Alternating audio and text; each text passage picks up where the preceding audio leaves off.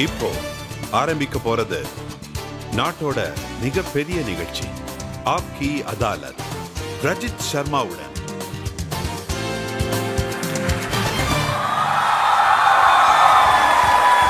வணக்கம். Thank you very much. Aap Ki அதாலத்துக்கு உங்க எல்லாரையும் வரவேற்கிறேன். வாங்க ஆப்கி அதாலத்தில் இன்னைக்கான வழக்க ஆரம்பிப்போம். இன்னைக்கு வரப்போற விருந்தினர் ஒரு டான்சர், ஒரு சமூக சேவகி, பிரசங்கம் பண்ற ஒரு பெண்மணி. கொஞ்ச நாளுக்கு முன்னாடி தான் இவங்க அரசியலுக்கு வந்தாங்க. இவங்கள பத்தி தெரிஞ்சுக்க மக்கள்லாம் ரொம்பவே ஆர்வமா இருக்காங்க. ஏன்னா இவங்க லோக்சபாக்காக எலெக்ஷன்ல நிக்கிற ஒரு பிஜேபி கேண்டிடேட். இவங்க எதிர்க்க போறது Asaduddin Owaisi. So please welcome ஹைதராபாத்ல இருந்து பிஜேபியோட மெம்பர் மாதவி லதா.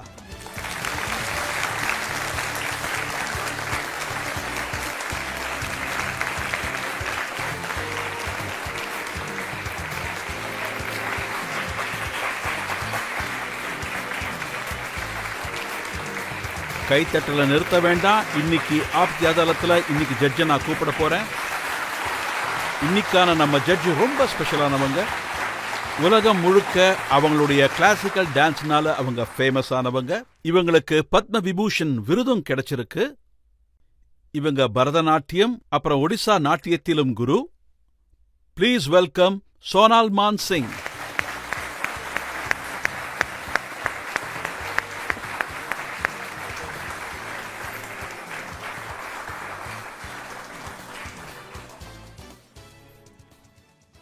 இன்னைக்கான வழக்க நாம ஆரம்பிக்கிறதுக்கு முன்னாடி இன்றைய நிகழ்ச்சியின் ஜட்ஜ் ராஜ்யசபா மெம்பர் சோனால் மான்சிங் அவரோட அனுமதியை கேட்டுப்போம். அப்புறம் வழக்க ஆரம்பிப்போம். இப்ப நீங்க வழக்க ஆரம்பிக்கலாம். மாதவி லதாக்கு எதிரா குற்றச்சாட்டை சொல்றதுக்கு முன்னாடி மாதவி லதாவோட பொலிட்டிக்கல் கரியர் பத்தியும் சமூக சேவையை பத்தியும் நாம கொஞ்சம் தெரிஞ்சுப்போம். ஹைதராபாத்ல இருக்கிற மாதவி லதா ரொம்ப அருமையான ஒரு ஆரேட்டர். இவங்க ஒரு பரதநாட்டிய டான்சர், ஒரு பெயிண்டர், சிங்கரும் கூட. இப்பெல்லாம் மாதவி லதாவை பத்தி தான் நாடு ஃபுல்லா பேசிக்கிட்டு இருக்காங்க. ஏன்னா இவங்க ஹைதராபாத்ல அசதுதீன் ஒவைசிக்கு எதிரா தேர்தல்ல போட்டியிடுறாங்க. பிஜேபிக்காக லோக்சபாவின் நம்பிக்கை நட்சத்திரம் மாதவி லதா. 40 வருஷமா ஒவைசி குடும்பம் ஆண்டுகிட்டு இருக்கிற இடத்துல அவருக்கு எதிரா இவங்க இப்ப போட்டி போட போறாங்க. This time he's shaken. He's shaken to the extent that he's changed his language. भाई, आप भाषा बदल दिए हो.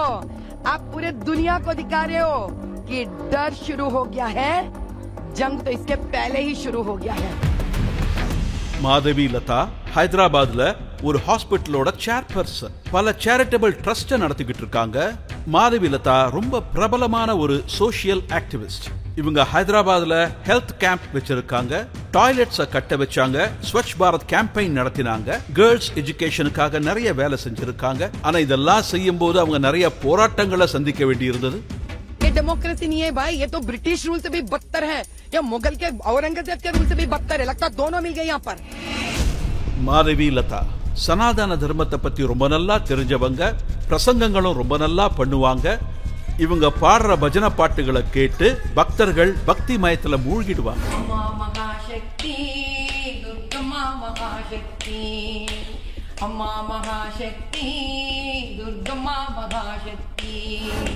ஹைதராபாத்ல நிசாம் காலேஜ்ல கிராஜுவேட் ஆனாங்க.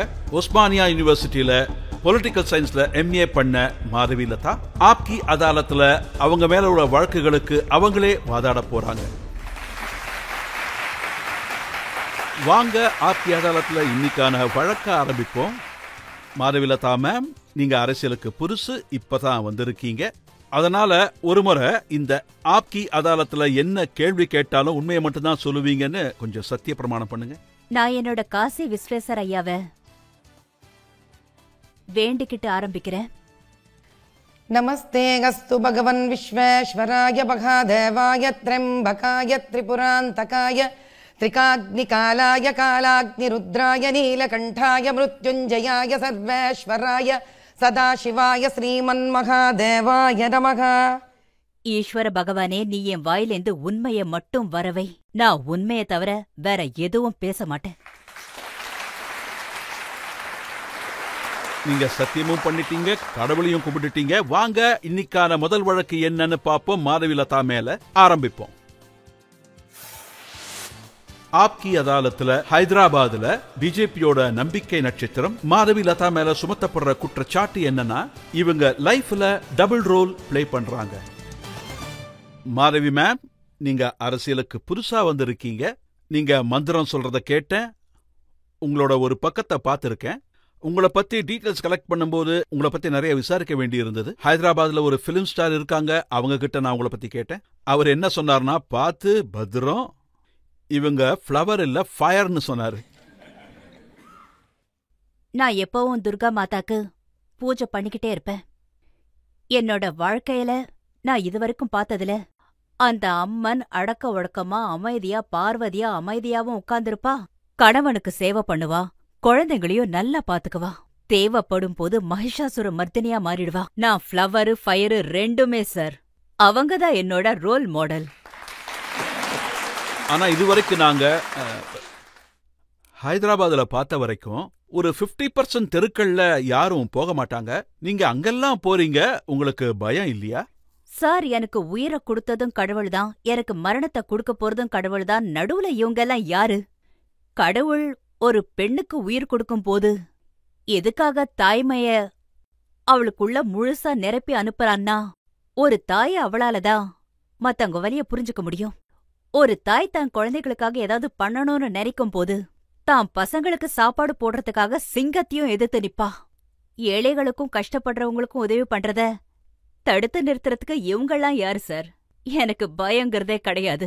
நீங்க எங்கெல்லாம் போறீங்களோ அங்க அம்மா வந்துட்டாங்கன்னு மக்கள்லாம் வராங்க, ரவுடி போலீஸ்லாம் பயந்து ஓடுறாங்களாமே. சங்கேச்சர்லான்னு ஒரு இடம் இருக்கு. அங்க நடந்த அசம்பாவிதம் என்னன்னா, அங்க 7-8 பெண்கள் ஹோலி விளையாடிட்டு இருக்கும்போது அவங்கள சிலர் ஹாராஸ் பண்ணாங்க. அங்க சில இளைஞர்கள் மசூதியிலேந்து நமாஸ் படிச்சுட்டு வெளியில வரும்போது அவங்க கல்லெடுத்து அடிச்சதால அவங்க தலையில காயம் ஏற்பட்டுச்சு. இது என் காதுக்கு வந்து சேர்ந்துச்சு. நான் உடனே கிளம்பிட்டேன். அப்போ ஒருத்தர் வந்து, இது உங்க கான்ஸ்டிடியூன்சியே இல்லம்மான்னு சொன்னாங்க. அப்போ நான் என்ன சொன்னேன்னா, நம்ம கான்ஸ்டிடியூன்சி இல்லங்கறதால என்ன வேணாலும் நடக்கட்டும்னு உதவி பண்ணாம இருக்க முடியுமான்னு கேட்டேன். அது என்னோட கடமைன்னு சொன்னேன். அவ ஒரு பெண்மணி, நானும் ஒரு பெண்மணி, நான் போவேன்னு சொன்னேன். அதுக்கப்புறம் நான் அங்கிருந்து கிளம்பினேன். கிட்டத்தட்ட 3.5 கிலோமீட்டர் என் வண்டி போனதுக்கு அப்புறம் போலீஸ் என்ன நிறுத்திட்டாங்க. என்ன பார்த்ததும் நிறுத்திட்டாங்க. மத்த எல்லா வண்டியும் கிளம்பிருச்சு. என்னோட வண்டிய மட்டும் நிறுத்திட்டாங்க. ஏன் இப்படி பண்றீங்க, என்ன மட்டும் ஏன் நிறுத்துறீங்கன்னு கேட்டேன். அப்ப அவங்க இல்லல்ல, நீங்க போகக்கூடாதுன்னு சொன்னாங்க. என்ன மட்டும் போகக்கூடாதுன்னு சொன்னாங்க. இதென்ன ஏதாச்சும் சட்டமா? நான் மட்டும் எதுக்காக போகக்கூடாதுன்னு கேட்டேன். அதுக்கப்புறம் சரி, 4 வீலரை நீங்க நிறுத்திட்டீங்க, இந்த 2 வீலரை நீங்க நிறுத்த முடியாதே. அதனால நான் ரோட்ல நடக்க ஆரம்பிச்சுட்டேன். என் கூட என்னோட ஆளுங்க எல்லாம் வந்தாங்க. என் பின்னாடி 10 போலீஸ் ஓடி வந்தாங்க. கொஞ்சமாவது கொழுப்பு குறையட்டும், அவங்க ஓடட்டும்னு சொன்னேன். அதனால எனக்கு கவலை இல்ல. அதுக்கப்புறம் அம்மா, தயவு செஞ்சு நீங்க வண்டி எடுத்துக்கிட்டே கிளம்புங்க. ஏன்னா ரோட்ல எனக்கு சப்போர்ட் பண்றவங்க எல்லாம் நின்னுட்டாங்க. அதனால அவங்க பயந்துட்டாங்க. அதுக்கப்புறம் என் வண்டி கிளம்பிடுச்சு. நானும் உட்கார்ந்து வந்துட்டேன்.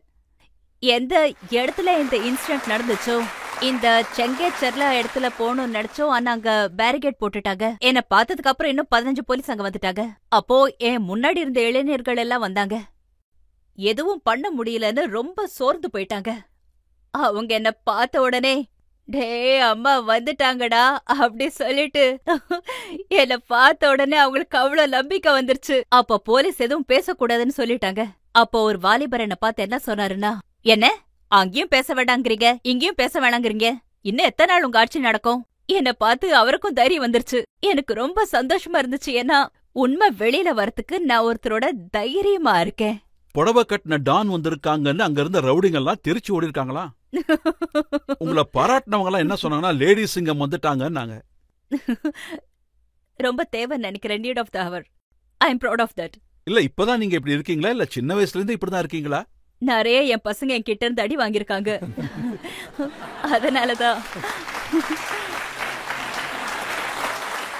நான் எப்பவும் ட்ரெடிஷனல் அவுட்ஃபிட்ல தான் இருப்பேன். அதோட நீங்க நான் சின்ன வயசுல எப்படி இருந்தீங்கன்றதுக்கு ஒரு போட்டோ என்கிட்ட இருக்கு. அத நான் மக்களுக்கு காட்டணும்னு நினைக்கிறேன். எங்க இருந்து கிடைச்சது சார்? என்கிட்டயே இல்லையே. ரொம்ப கஷ்டப்பட்டு தேடினதுனால இந்த போட்டோ எங்களுக்கு கிடைச்சது.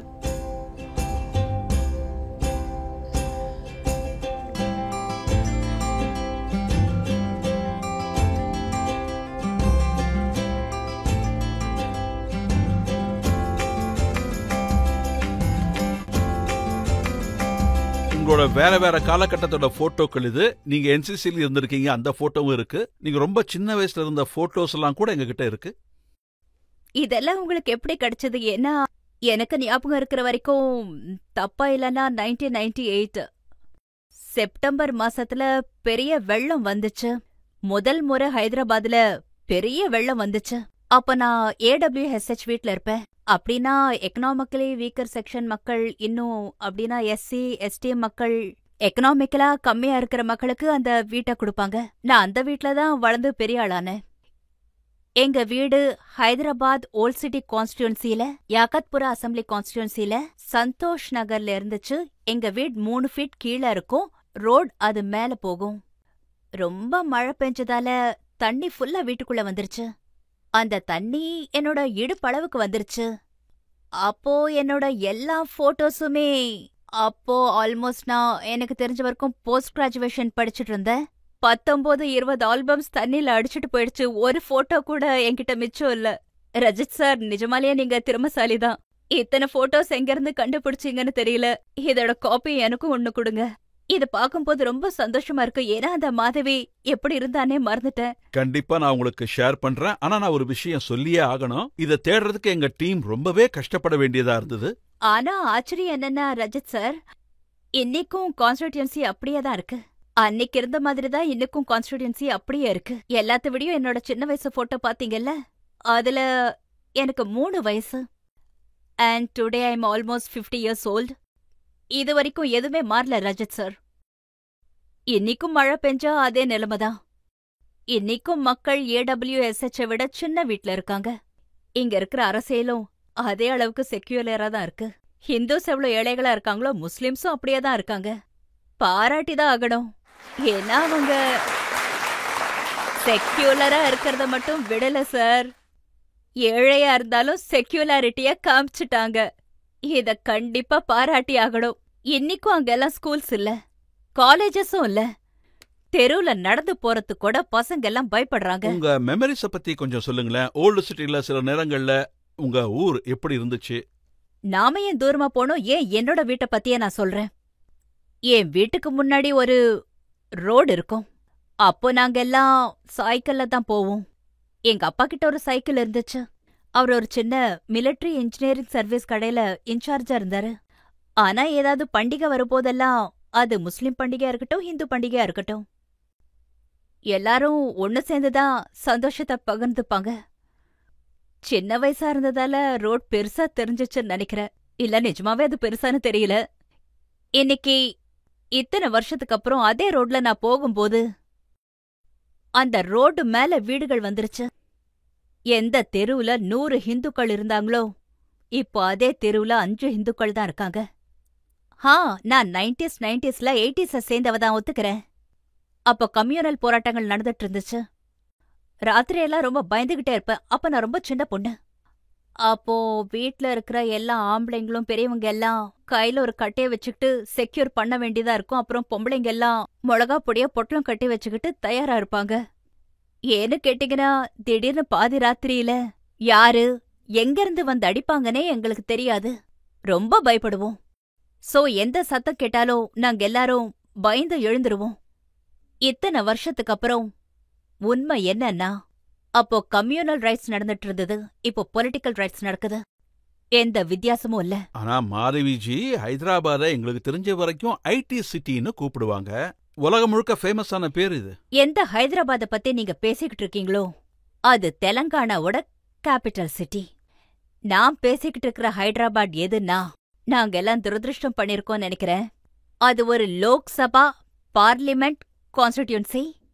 அதுக்கு கீழே 7 கான்ஸ்டிடியூன்சி வருது. கடந்த வருஷம் நாஸ்காம் என்ன சொல்லுதுன்னா, கிட்டத்தட்ட 3 லட்சம் புது ஐடி ஜாப்ஸ் நாடு முழுக்க ஹையர் பண்றாங்க. அதிலிருந்து ஆல்மோஸ்ட் 1 20 1,20,000 வேலைகள் தெலங்கானாவோட கேபிட்டல் சிட்டியான ஹைதராபாத்ல தான் ஹையர் பண்றாங்க. எல்லாரையும் ஆச்சரியப்படக்கூடிய விஷயம் என்னன்னா, அதுலேருந்து 2-3% கூட ஹைதராபாத்லேருந்து லோக்சபா பார்லிமெண்ட்லேருந்து ஹையர் பண்றது இல்ல.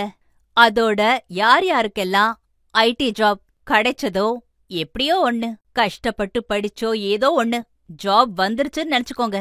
அதுக்கப்புறம் அவங்க ஹைதராபாத் லோக்சபா பார்லிமெண்ட்லேருந்து போயிடுறாங்க, ஹைடெக் சிட்டிக்கு போயிடுறாங்க. அவங்களுக்கு அங்க இருக்க இஷ்டம் இல்ல. அந்த ஏரியாலயும் இருக்க வேணாம், அந்த ஏழ்மையிலயும் இருக்க நீங்க என்ன வேணாம். சொல்றீங்கன்னா முஸ்லீம் பசங்கெல்லாம் மதராசாவுக்கு போகணும், அவங்களுக்கு மதராசால பெட்டர் எஜுகேஷன் கிடைக்கும்னு சொல்றீங்க. ஆனா எனக்கு கிடைச்ச தகவல் என்னன்னா, நீங்க உங்க பசங்களை ஸ்கூலுக்கே அனுப்பலையாமே. நீங்க உங்க பசங்களை வீட்லயே உட்கார வச்சு படிக்க வச்சீங்களா? சார், நான் என்னோட பசங்கள வீட்ல உட்கார வச்சு படிக்கும்போது அதுக்கான முதல் காரணம் என்னன்னா, என் பசங்க அழுதுகிட்டே ஸ்கூலுக்கு போறது எனக்கு விருப்பம் இல்ல.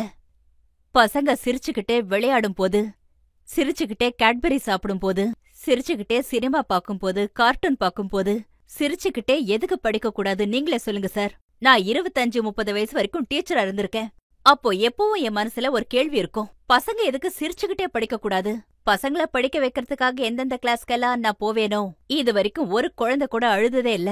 இந்த மதர்ஷா விஷயத்துக்கு வரும்போது, அவங்க அம்மா அப்பாலாம் எங்க சார் இந்த அளவுக்கு படிச்சிருக்காங்க? ஒருவேளை படிச்சிருந்தா இந்த நிலைமை ஏற்பட்டிருக்குமா?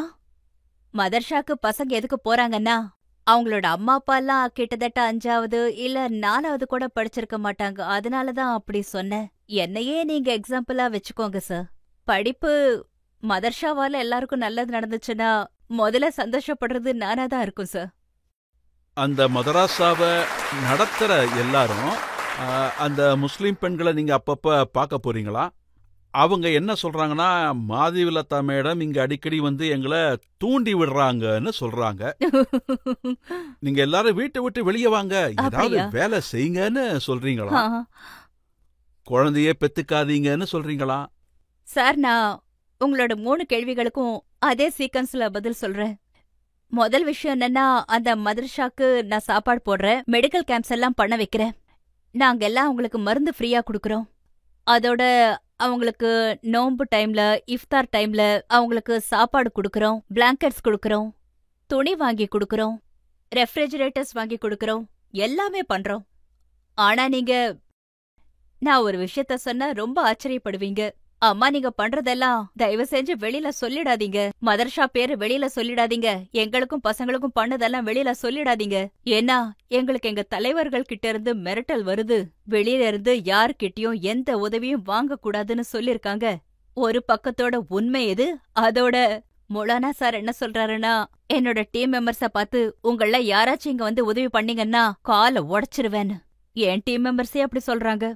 அமைதியா இங்க குடுத்துட்டு அமைதியா இங்க இருந்து கிளம்பிடுன்னு சொல்லுவாங்க. நீங்க கேட்ட இன்னொரு விஷயத்துக்கு நாம வந்தா, குழந்தைய பெத்துக்காதீங்கன்னு நான் எப்பவும் அந்த பொம்பளைங்க கிட்ட நான் சொன்னதே இல்ல. அவங்க கிட்ட நான் என்ன சொல்லுவேன்னா, எவ்ளோ பசங்கள வேணா பெத்துக்கங்க, பாண்டவர்களை பெத்துக்கங்க, கௌரவர்களை தயவு செஞ்சு பெத்துக்காதீங்கன்னு சொல்லுவேன் சார். அவங்க கிட்ட நான் என்ன சொல்ல வரேன்னா, நீங்க குழந்தைகளை பெத்துக்கிறீங்க, ஆனா நீங்க அவங்களுக்கு சாப்பாடு போடுறதில்ல, அவங்களுக்கு துணிமணி வாங்கி தரதில்ல, அவங்கள படிக்க வைக்கிறதில்ல. அப்படின்னா நாட்டுக்காக நீங்க யார குடுக்கறீங்க? ஏன்னா ஒரு தாய்க்கு மட்டும்தான் இன்னொரு தாயோட வலி தெரியும். தாயே, நீங்க குழந்தைங்கள பெத்துக்கோங்க, ஆனா நாட்டுக்கு அவங்கள ஒரு சொத்தா கொடுங்க. ஒரு சின்ன குழந்தைக்கு அவன் எதுக்காக இந்த உலகத்துக்கு வந்திருக்கான்னு அவனுக்கே தெரியல. அவனோட வாழ்க்கை எந்த அளவுக்கு போயிடுதுன்னா, அங்கிருந்து அவ திரும்ப வரணும்னு நினைச்சாலும் அவனால முடியாது. அவங்களுக்கு அந்த விஷயத்த தான் சொல்லி தரேன். நீங்க இப்படியெல்லாம் பேசும்போது அங்க இருக்கிறவங்க என்ன சொல்றாங்கன்னா, ஹைதராபாத் அவமானப்படுத்துறாங்க, ஓல்டு சிட்டி அவமானப்படுத்துறாங்க, இங்க இருக்கிற பொண்ணுங்க எல்லாரையும் வித்துடுறாங்க அப்படின்னு சொல்றீங்களா? சார், இது 15 நாளைக்கு முன்னாடி நடந்த விஷயம். ஒரு பொண்ணு மிடில் ஈஸ்ட்லேருந்து அவங்க அம்மாவுக்கும் அப்பாவுக்கும் ஹைதராபாத்லேருந்து ஃபோன் பண்ணியிருந்தா, அம்மா, உங்ககிட்ட காசு இருந்தா அங்க பெரிய டின்னர் வச்சிருங்க, உங்க பொண்ணுக்கு 18 முறை கல்யாணம் ஆயிடுச்சு. இதுதான் உண்மை சார். 16 வயசு பொண்ணு ஒரு 70 நாட்டு அரபன்காரனோட கல்யாணம் நடக்குது. வீட்டோட பொண்ணா இருந்தாலும் அவ பொண்ணுதானே. இதென்ன வித்தியாசம் சார்? எல்லாருக்கும் பொண்ணு மாதிரி தானே அவ. எனக்கும் 2 பொண்ணுங்க இருக்காங்க. பண்ண எப்படி தைரியம் வரும்? அவங்களுக்கு இததான் நான் புரிய வைக்கிறேன். 21 வயசு வரைக்கும் என் பொண்ணுங்களுக்கு நான் கல்யாணம் பண்ண மாட்டேன். என் பொண்ணுங்கள நல்லா படிக்க வச்சு அவங்கள பெரிய ஆளாக்கணும். ஒரு தாய்க்கும் இன்னொரு தாய்க்கும் நடுவுல எதுவும் தடையா வராது சார். நம்ம பொண்ணு நல்லபடியா இன்னொரு வீட்டுக்கு போகணும், நல்ல பழக்க வழக்கம் இருக்கிற பையன் கூட கல்யாணம் பண்ணணும், நல்லா படிச்சிருக்கணும், வீட்டையும் நல்லா பாத்துக்கணும். கடவுள்கிட்ட என்னோட கோரிக்கை இது மட்டும்தான். ஆனா சொன்னா நம்ப மாட்டீங்க, இந்த மாதிரி பல இடங்கள்ல பல வீடுகள்ல இந்த மாதிரி கொடுமையை அனுபவிக்கிறாங்க. அவங்க குரல் 4 செவத்தை விட்டு வெளியில வர மாட்டேங்குது. அவங்களோட ஏழ்மையால 2வது முறை 3வது முறை 4வது முறை கூட கல்யாணம் பண்றாங்க. ஏன்னா அந்த காசால அதுக்கப்புறம் இருக்கிற 8, 9, 10 பிள்ளைங்களுக்கு சாப்பாடு போடணும். அதனால அவங்க வீட்ல சாப்பாடு போடணுங்கிறதுக்காக அந்த பொண்ணை வித்துருவாங்க. நீங்க இந்த மாதிரி பொட்டு வச்சுக்கிட்டு, கழுத்துல ருத்ராட்ச மாலை போட்டுக்கிட்டு, நெத்தியில குங்குமம் வச்சுக்கிட்டு முஸ்லிம்ஸ் இருக்கிற தெருக்களுக்குள்ள போறீங்க. அவங்க உங்களை அலோ பண்றாங்களா? 8 வருஷமா குறிப்பா இந்த முஸ்லிம்ஸோட தெருக்கள தான் வேலை செஞ்சுக்கிட்டு இருக்கேன். ஒரு முறையும், சத்தியமா நான் சொல்றேன், ஒரு முறையும் முஸ்லிம் பெண்ணோ இல்ல முஸ்லிம் குடும்பமோ நீங்க இங்கெல்லாம் எப்படி வருவீங்க இல்ல வரக்கூடாதுன்னு சொன்னதே கிடையாது. இன்னொரு உண்மை சொல்லியே ஆகணும். நம்மளோட பிரியமான அசர்ச்சியோட ஆளுங்க வருவாங்க, ரேஷன் கொண்டு வந்த பையெல்லாம் செக் பண்ணுவாங்க. யாரு இவங்கெல்லாம், எங்க இருந்து வரீங்க, இங்க என்ன பண்றீங்க, ஏன் இப்படியெல்லாம் பண்றீங்க? எப்பவும் என் டிரைவர்ஸ் பயந்துருவாங்க. ஏன்னா என் கூட வேலை செய்யறதுக்கு அப்போ 2 இல்ல 3 பேர் தான் வருவாங்க. நான் எப்போல்லாம் அந்த பெண்கள் கிட்ட போறேனோ, அவங்கள பார்க்க போகும்போது இல்ல அவங்க வழிகளை தெரிஞ்சுக்க போகும்போது கண்டிப்பா வெறும் கையோட போக மாட்டேன். 1 மாசத்தோட ரேஷன் கொண்டு போவேன். என்ன சந்திச்சதுக்கு அப்புறம் எந்த அம்மாவும் அவங்க வீட்டுக்கு வெறும் கையோட போக கூடாது. அவங்க பசங்களுக்கு சாப்பாடு கிடைக்கணும் தான் நான் கொண்டு போவேன். மேடம், இப்ப உங்கள யாராவது ஒருத்தர் கேள்வி கேட்கணும்னா கேட்கலாம். ஹைதராபாதோட ரவுடிங்க, அதாவது உங்க கூட ரவுடிசம் பண்றவங்களோட எதிர்த்து நீங்க சண்டை போட எப்படி தைரியம் வருது? இது என் ஒருத்தியோட தைரியம் கிடையாது. இத்தனை வருஷமா ஹிந்துவும் முஸ்லீமும் ஒரே மாதிரி தான் சண்டை போட்டுக்கிட்டு வந்தாங்க. நான் அவங்கள விட பெரியவெல்லாம் இல்லம்மா. அவங்க தான் எனக்கு தைரியத்தை கொடுத்திருக்காங்க. அதனால நாம தைரியம் இல்லாம இருந்திருந்தா இன்னைக்கு நாம சுதந்திர நாட்டுல உட்கார்ந்துட்டு இருந்திருப்போமா சொல்லு? யாராச்சும் ஒருத்தர் முன்னாடி தைரியமா போய் தான் ஆகணும். ஒருவேளை அது நான்னா, அதுக்கு நான் என்ன அதிர்ஷ்டசாலியா நினைக்கிறேன்.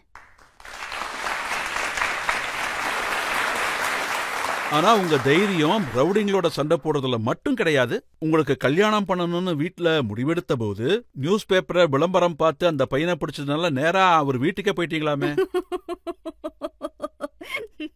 ஒரு பையன் ஹடாவடியா ஒரு பொண்ணு வீட்டுக்குள்ள நுழைஞ்ச மாதிரியே சொல்றீங்க. நான் கணவர் வீட்டுக்குள்ள ஹடாவடியா எல்லாம் நுழையல. அவரு விளம்பரம் போடும்போது ஹீஸ் நைட்டியன் ஃப்ரம் சென்னை கல்யாணத்தை பத்தி ரொம்ப இன்ட்ரெஸ்டிங்கான ஆட் போட்டிருந்தாரு. எனக்கு 25 வயசாயிடுச்சு. எனக்கு மாப்பிள்ளை தேடி தேடி எங்க அப்பா ரொம்ப சோர்ந்து போயிட்டாரு. நானும் சும்மா சொல்லக்கூடாது, எனக்கு ஒரு பெரிய லிஸ்ட் இருந்துச்சு. லிஸ்ட்ல முதல் ரூல் என்ன, அவன் வரதட்சணை வாங்கக்கூடாது. அவங்களே செலவு பண்ணி எனக்கு கல்யாணம் பண்ணிக்கணும்னு சொன்னேன். எல்லாரும் மகாலட்சுமி வீட்டுக்கு வரணும்னு தான் சொல்லுவாங்க. மகாலட்சுமியை செலவு பண்ணிக்கிட்டு போகுமா என்ன? மகாலட்சுமியை கூட்டிட்டு போகணும்னா அவங்க தானே செலவு பண்ணி ஆகணும். எப்படியோ கடவுளோட கருணையால காசியோட விஸ்வேஸ்வர் அவரே இறங்கி வந்த மாதிரி இருந்துச்சு. என்னோட கணவர் பேரும் விஸ்வநாத் சர்மா.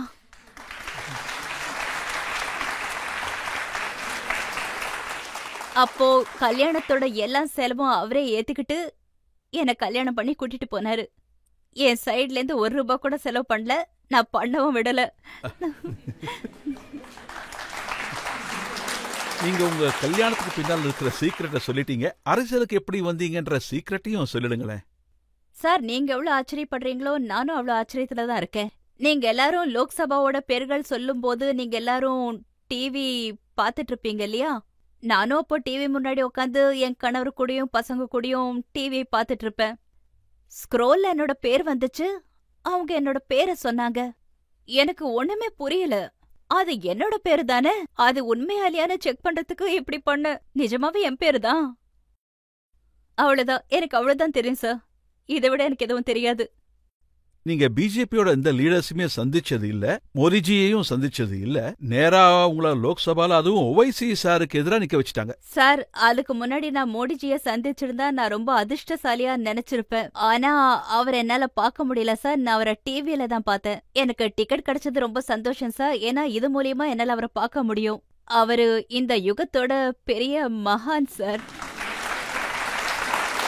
அப்புறம் என்னோட முகத்தை பார்க்காமலேயே, நான் யாரு என்னன்னு தெரிஞ்சுக்காமலேயே, என்னோட வர்க்க மட்டும் பார்த்து, நான் 20 வருஷமா பண்ண சேரிட்டபிள் ஒர்க்ஸ மட்டும் பார்த்து, ஹைதராபாத்ல யாரு வேணாலும் வரலாம், 1008 நார்மல் டெலிவரிஸ் ஃப்ரீயா பண்றேன்னு டிக்ளேர் பண்ணிருந்தேன். அதுவும் லோக்சபா கான்ஸ்டிடியூன்சில 8 மாசத்துக்கு முன்னாடியே டிக்ளேர் பண்ணிருந்தேன். இதெல்லாத்தையும் அவர் தெரிஞ்சு வச்சிருக்காரு. நான் என்னன்னு உங்க எல்லாருக்கும் சொல்லுவேன். மோடிஜிய பத்தி நான் என்னன்னு சொல்லுவேன். அவரு டெல்லியில உட்காந்துகிட்டு இது வரைக்கும் என்ன பார்த்ததில்ல, என்ன பத்தி தெரிஞ்சுக்கிட்டு அசர் கூட இவங்களால சண்டை போட முடியும்னு தெரிஞ்சுக்கிட்டாரு. அப்புறம் டிக்கெட் கொடுத்துட்டாரு. இதை விட டிரான்ஸ்பரண்ட் பாலிடிக்ஸ் என்னவா இருக்க முடியும்? நீங்களே சொல்லுங்க. நான் ரொம்ப ஆச்சரியப்பட்டுட்டேன் sir. I am totally flat. ஏன்னா ஒரு ஆளுக்கு டிக்கெட் கொடுத்தாங்க அப்படின்னு அவங்க யாருன்னு பார்க்க எல்லாருமே கூகுள் சர்ச் பண்ண ஆரம்பிச்சிட்டாங்க. எல்லாரும் யார் இவனு டெரரா சொல்ற மாதிரி இருக்கு. சார், நான் ஒண்ணும் பேய் கிடையாது. நானும் மனுஷிதான். நல்லது பண்றதுக்காக வந்திருக்கேன். ஓய்சி சாரும் இவங்க யாரு அப்படின்னு கேட்டிருக்காரு. அவருடைய சில குற்றச்சாட்டுகளும் எங்கிட்ட இருக்கு. ஒரு சின்ன பிரேக் எடுத்துப்போம். அதுக்கப்புறமா மீதி குற்றச்சாட்டுகள் என்ன இருக்குங்கிறத விசாரிப்போம். లేచింది నిద్ర లేచింది మహిళా లోకం దద్దరిల్లింది పురుష ప్రపంచం. இதோட அர்த்தம் என்னன்னா, பெண்கள் எல்லாம் விழிச்சிட்டாங்க, இனிமே ஆம்பளைங்க எல்லாம் உஷாரா இருங்கன்னு.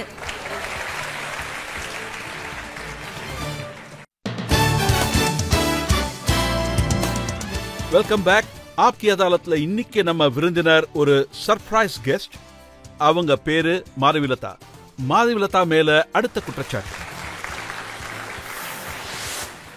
ஆப்கி அதாலத்ல ஹைதராபாத்ல இருந்து வந்த பிஜேபியோட நம்பிக்கை நட்சத்திரம் மாதவிலதா மேல சொல்லப்படுற குற்றச்சாட்டு என்னன்னா, இவங்க ஓவைசி சார ரொம்பவே தொந்தரவு பண்றாங்க. மாதவி மேடம், இதுல என்ன விஷயம்னா, நீங்க அரசியலுக்கு 4 நாள் தான் ஆச்சு. 40 வருஷமா பரம்பரையா அவங்க ஆண்டுகிட்டு வந்துட்டு இருக்கிற அவங்கள நீங்க தொந்தரவு பண்றீங்களாம். அவரை யாராலையும் அசைக்க கூட முடியாது. போன தடவை 3 லட்சம் ஓட்டு வித்தியாசத்துல ஜெயிச்சாராம். ஆமா சார். ஒருவேளை எங்க கிட்டயும் இந்த மாதிரி போகஸ் ஓட்ஸ் இருந்துச்சுன்னா நாங்களும் 4000 வருஷம் ஜெயிச்சுக்கிட்டே இருந்திருப்போமே. என்ன பண்றது? எங்க கிட்ட போகஸ் ஓட்ஸே இல்லையே. அவங்க கிட்ட 6,20,000 போகஸ் ஓட்ஸ் இருக்கு. ஒரு எபிக் நம்பரை நீங்க டைப் பண்ணுங்க. அந்த எபிக் நம்பர் மூலமா உங்களுக்கு, அதாவது எலெக்ஷன் சைட்ல உங்களுக்கு 2 இடத்துல இருந்து ஓட்டர்ஸ் ஐடி கிடைக்கும் சார். சந்திரன்குட்டா, யாகத்புரா, சார்மினார். இந்த மாதிரி அவங்க கிட்ட 1,60,60,000 ஓட்ஸ் இருக்கு. அவங்க ஏமாத்தி தான் ஜெயிக்கிறாங்கன்னு சொல்றீங்களா? ஆமா சார், நான் நிச்சயமா சொல்லுவேன். கொஞ்சம் கூட பயப்பட மாட்டேன்.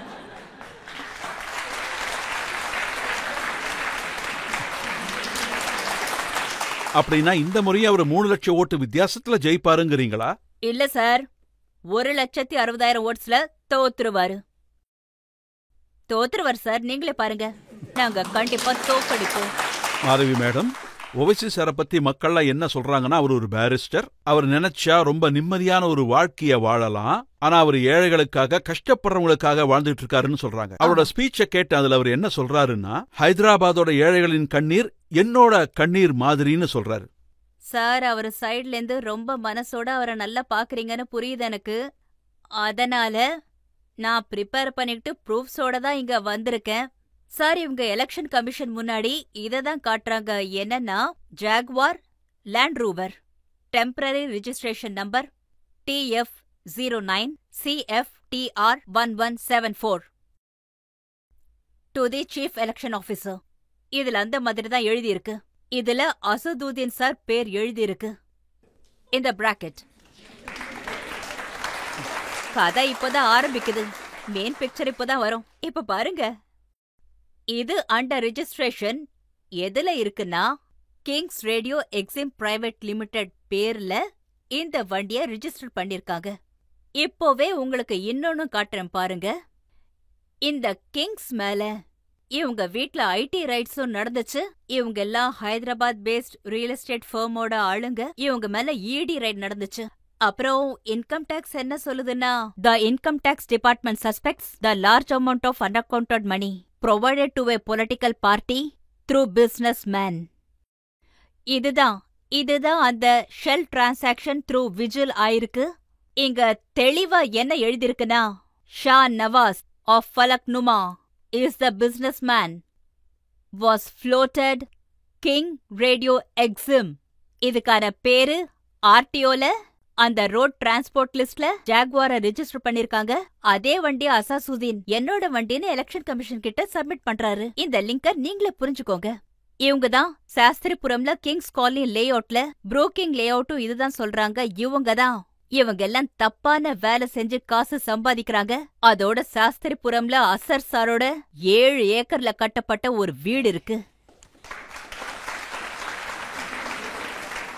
அது மட்டும் இல்ல, இதே அசர் சார் தான் 2017-2018ல எலெக்ஷன் கமிஷனுக்கு என்ன சப்மிட் பண்றாருனா, ஐயா என்னோட சம்பளம் வருஷத்துல வெறும் 10 லட்சம் மட்டும்தான் சார்னு சப்மிட் பண்றாரு. அதே அசர் சார் 2018ல தன்னோட பொண்ணுக்கு பயங்கரமா பிரம்மாண்டமா 6 கோடி செலவு பண்ணி என்கேஜ்மெண்ட் பண்ணாரு. இப்போ நீங்களே சொல்லுங்க. ஆமா சார், இதெல்லாம் கேக்குறதுக்கு நாம யாரு? இத பாருங்க, இது ஒரு report.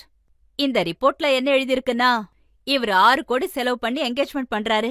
It is believed the family has spent 6 crore on this event and only 1.25 crores spent on imported Dubai gold-plated plates with 450 types of food. கதை இதோட நிக்கல சார், இன்னும் நிறைய இருக்கு. இதுக்கு மேல பாத்தீங்கன்னா, இலியாஸ் ஷம்சி அவர் ஒரு ரிஃபார்மிஸ்ட். அவரை மாதிரி முஸ்லீம்ல நிறைய நல்ல பேர் இருக்காங்க. அவங்கள பத்தியும் நம்ம தெரிஞ்சுக்கிட்டாகணும். இவங்க front of India reforms front of இந்தியாக்கு வேலை செய்யறாங்க. இவங்க என்ன சொல்றாங்கன்னா, Asad sir, you often have mentioned in your speeches. போங்க படிங்க இளவரசர்கள் கல்யாணம் எப்படி நடக்குதுன்னு. அவரோட ஸ்பீச்சஸ்ல தான் இவரு சொல்றாரு, அதாவது இரானி டீக்கு ஒரே ஒரு பிஸ்கெட் கொடுத்து கல்யாணம் பண்ணணும்னு. ஆனா உங்க பொண்ணுக்கு கல்யாணம் கூட ஆகல. அது கல்யாணமே இல்லை, என்கேஜ்மெண்ட் தான். And all of us know that Quran under Muhammad Prophet has never encouraged engagements. இஸ்லாம்ல என்கேஜ்மெண்ட்ங்கிற ப்ராசஸே கிடையாது. இல்ல சார், நான் உங்களை பேச விட மாட்டேன், இருங்க. சிங்க பெண்மணிய வர வச்சிருக்கோன்னு நீங்க தானே சொன்னீங்க. அப்போ சிங்கம் எப்படி உங்களை பேச விடுவா? Therefore is being felt as if now not possible to draw this community out of poverty because this is a fitna. And fitna is that one rich person spends lavishly and everyone else starts imitate him casually. Those who do not have money யார்கிட்டெல்லாம் காசு இல்லையோ choose sources like begging, theft, corruption or even selling out their assets. ஆனா அவரு நிறைய educational institutions நடத்துறாரு, நிறைய hospitals நடத்துறாரு, அங்க ஏழைகளுக்கு ஃப்ரீ ட்ரீட்மெண்ட் பண்றாரு. அவரோட ஸ்கூல்ஸ் அண்ட் காலேஜஸ்ல ஃப்ரீ எஜுகேஷன் கொடுக்கறாரு, வேலையும் வாங்கி தராரு. இத்தனை ஏழைங்களுக்கு அவங்க ஃப்ரீயா கொடுத்திருக்காங்கன்னு எப்போவாது அவங்க ரிஜிஸ்டர்ஸ போய் நீங்க பாத்திருக்கீங்களா சார்? அவங்க எல்லாரும் சொல்றாங்க, நீங்களும் அத நம்புறீங்க. எப்போவாது அவங்க டாக்குமெண்ட்ஸ நீங்க பாத்திருக்கீங்களா? சார், என்கிட்ட ஒரு பையன் வந்தான், ஒரு முஸ்லிம் பையன். என்ன, நான் சேரிட்டி ஒர்க் பண்ணும்போது பசங்கெல்லாம் வந்து என்கிட்ட பேசுவாங்க. அப்போ அந்த பையன் என்கிட்ட வந்து அவன் பேக்ரவுண்ட் என்னன்னு எனக்கு தெரியாது. அவன் ஹைதராபாதி தான். அவன் பேர் சொல்ல வேண்டாம்னு நினைக்கிறேன், ஏன்னா பேர் வெளியில சொல்லிட்டு அவனுக்கு ரிஸ்க் ஆயிடும். அந்த பையன் என்கிட்ட வரும்போது அவன் ரொம்ப கவலையோட இருந்தான். என்னாச்சுடா தம்பி, ஏன் இப்படி இருக்கேன்னு நான் கேட்டேன். அவன் என் மெடிக்கல் கேம்ப்ஸ்க்கு ஹெல்ப் பண்ணிக்கிட்டு இருந்தான். அவன் என்ன சொன்னான்னா, நான் என்ன பண்றதுமா, ஃபைனல் இயர் MBBS முடிஞ்சிரும், நான் மேல் படிப்பு படிக்கணும்னு சொன்னான். இதுல என்ன இருக்குப்பா, எங்ககிட்டயும் ஹாஸ்பிட்டல்ஸ் இருக்கு, பசங்களுக்கு நாங்க DNB சீட்ஸ் குடுக்குறோம். ஒருவேளை உங்களுக்கு சீட்ஸ் கிடைக்கலனா எந்த பிரச்சனையும் இல்ல, நீ வந்து கார்டியாலஜி ஜாயின் பண்ணிக்கோ, அந்த டிபார்ட்மெண்ட்ல உனக்கு சீட் குடுக்கறேன்னு நான் சொன்னேன். அதுக்கு அந்த பையன், அவ்வளவுதானா, அவ்வளவு சுலபமா கிடைச்சிருமானா? நான் என்ன சொன்னேன்னா, பேஷனோட வரும்போது கொடுக்கறதுல என்ன தப்பு இருக்கு? நீங்க நாட்டுக்காக ஏதாவது செய்யுங்கன்னு சொன்னேன். நல்லா படிங்க, I will give you seat. Then he happen to tell me, நம்ம ஹாஸ்பிட்டல்ல வச்சுக்கிட்டு மக்களுக்கு உதவி பண்றது சுலபமானு கேட்டான். ஆமான்னு சொன்னேன். அதுக்காக உங்களுக்கு ஒரு கதை சொல்றேன்னு சொன்னான். என்னடா அது, சொல்லுன்னு சொன்னேன். அவன் மெடிசன் சீட் படிக்கணும்னு நினைக்கும் போது அவன் அவனோட அப்பா கூட அசத் சார் கிட்ட போயிருக்கான்.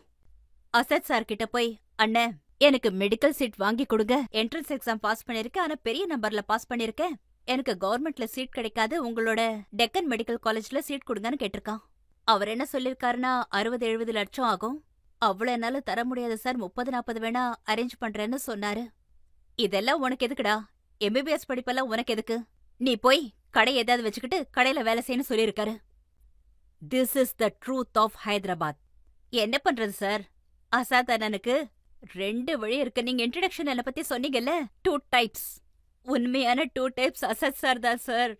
வெளியில அவரு கொடுக்கற அவரோட உருது ஸ்பீச்சஸ யாராவது கொஞ்சமாவச்சும் முயற்சி பண்ணி அவரோட உருது ஸ்பீச்சஸ கேட்டீங்கன்னா, அப்ப அவரெல்லாம் என்ன பார்லிமெண்டேரியன்னு நீங்களே சொல்லுவீங்க. நீங்க அவரை பத்தி இந்த மாதிரிலாம் பேச ஆரம்பிச்சதுக்கு அப்புறம் மக்கள்லாம் என்ன சொல்றாங்கன்னா, மாதவி அக்கா வந்ததுல இருந்து அசாத் அண்ணா மாயமாயிட்டார்.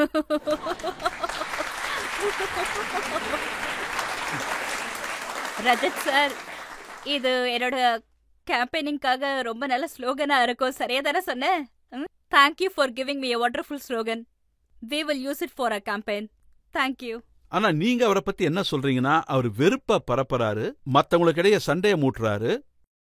இதுக்கெல்லாம் உங்ககிட்ட ஆதாரம் இருக்கா? சார், இதெல்லாம் அவரோட RNA DNAலவே இருக்கு சார். நீங்க எதுக்காக அசாத் சார் மேலேயே இந்த மாதிரி குற்றச்சாட்டுகள் எல்லாம் வைக்கிறீங்க? இது ரொம்ப தப்பு சார். நானே உங்ககிட்ட சொல்றேன்.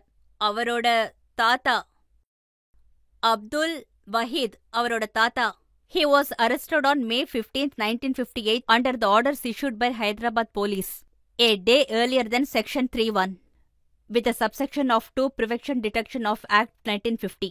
The police booked Abdul Wahid Rovezi for rousing or attempting rouse communal passions and attempting to panic, resentment or hatred in the minds of Muslims against the state, and the non-Muslims are disclosed by the features lead by him in the public meeting. இதுல டேட்டோட இருக்கு. 5th, 12th, 23rd and 24th October 1957, 15th November 1957 and January 9th. இந்த கதையோட இத்தோட நிக்கல sir. இந்த கதை இன்னும் கொஞ்சம் தொடரும். இப்ப இவரோட வாரிசான அக்பருதீன் சார், இவர் என்ன சொல்றாருன்னா, मजलिए इत्तेहालुल मुस्लिम रेजो और मुसलमानों की जमात है. இந்த ஹிந்துஸ்தானோட நீதிகளுக்கு முன்னாடி எங்க உடம்பு முழுக்க குண்டுகளை தாங்கிக்கிற ரசாக்கார்ஸ் நாங்க. சொல்லப்போனா அக்பருதீன் இப்பத்திக்கு 2-3 புல்லட்ஸ் வாங்கியிருக்காரு. ஆனா எங்க தாத்தாவோட தாத்தா எல்லாம் இந்தியாவோட எதிரிகளை எதிர்த்து நின்னுருக்காங்க. இன்னமும் அந்த கூட்டம் இருக்கு, இருந்துகிட்டேதான் இருக்கும். அதை என்ன பண்ண முடியும்? அண்ட் இம்மிடியட்டா அக்பருதீன் என்ன சொல்றாருன்னா, ரசாக்கார்ஸ் எல்லாம் பாகிஸ்தானுக்கு ஓடிட்டாங்க, விஸ்வாசிகள் எல்லாம் இங்க இருந்துட்டாங்க. அப்போ காசிம் நஸ்பியோட விஸ்வாசிகள் இங்க இருந்துட்டாங்களா? சொல்லுங்க சார், யாரோட விஸ்வாசிகள் இங்க இருந்துட்டாங்க? இவங்க சொல்ற விஸ்வாசிகள் யார் இங்க இருந்துட்டாங்க சொல்லுங்க. அக்பருதீன் யார சொல்றாரு? நாங்க ரசாக்கார்ஸ்னு சொல்றாரு. மக்கள் எல்லாம் கண்ணை திறக்கணும். அவர் என்ன சொல்றாருன்னா, ஒரு நிமிஷம் நான் 15 நிமிஷத்துக்கு நின்னு பேசினேன், இந்தியாவே ஆடி போச்சுனாரு. இப்போ May 13th எங்களோட எலெக்ஷன்ஸ் வரப்போகுது. அப்போ உலகமே நடுங்கும், அக்பருதீனோட வீடே ஆடும். அதையும் நாங்க பண்ணி காட்டுவோம் சார்.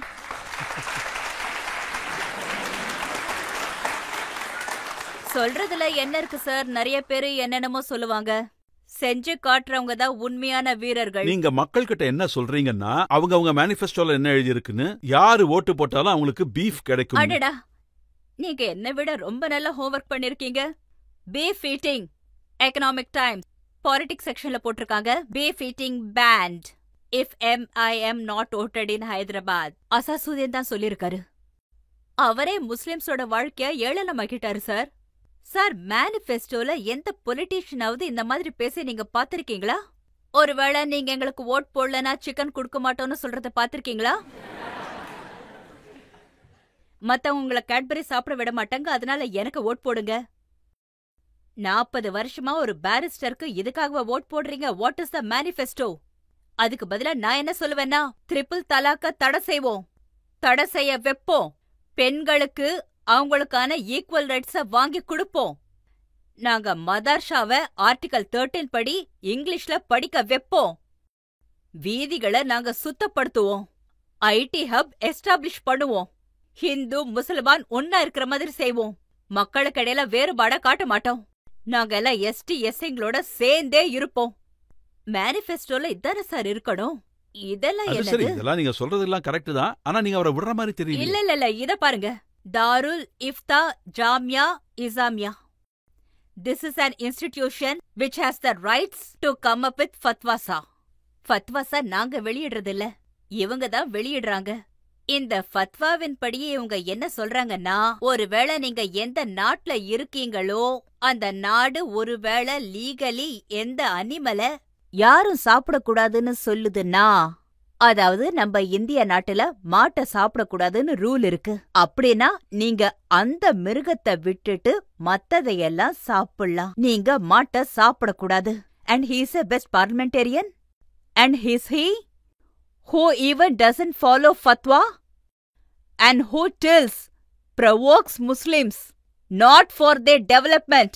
நல்லா படிக்கணுங்கிறது அவங்க டெவலப்மெண்ட் இல்ல, நல்ல வீடுகள் கட்டணுங்கிறது அவங்க டெவலப்மெண்ட் இல்ல, பெண்களுக்கு எந்த வயசுல கல்யாணம் பண்ணணுங்கிறதுல அவங்க டெவலப்மெண்ட் இல்ல, காம்படிட்டிவ் எக்ஸாம்ஸ் எழுதுறதுல அவங்க வளர்ச்சியை காட்டுறது இல்ல, எதுலயும் வளர்ச்சியை காட்டுறது இல்ல சார். ஃபத்வாக்காக இன்ஸ்டாக்கு போய் மீம்ஸ் போடுறதுதான் வளர்ச்சியை காட்டுறாங்க. இப்ப பாத்தீங்கன்னா சார் இவங்க வெள்ளை டோப்பிய போட்டுக்கிட்டு மீசைய வளர்த்துக்கிட்டு சின்ன பேண்ட் போடுறதால யாரும் முஸ்லீம் ஆயிட மாட்டாங்க சார். எங்க மோடி சார் உண்மையான இஸ்லாம்னா என்னன்னு பேசிருக்காரு. அல்லாவோட 99 பேரும் சொல்லிருக்காரு. உர் ரஹ்மான் ரஹீம். அதுக்கு அர்த்தம் மனசுல அன்பும் கருண குணமும் எல்லாருக்கும் குடு அல்லாஹ். இந்த மாதிரி ஒரு புனிதமான மதம் தான் இஸ்லாம். அதுக்கு அன்பு காட்டுறது மட்டும்தான் தெரியும். அப்படி சொன்னவர் மட்டும்தான் எங்க மோடி சார். அவரு ட்ரிபிள் தலாக்க எடுத்து மதத்தை பார்க்காம ஒரு பெண்ணோட கண்ணிற்கு மரியாதையை கொடுத்திருக்காரு.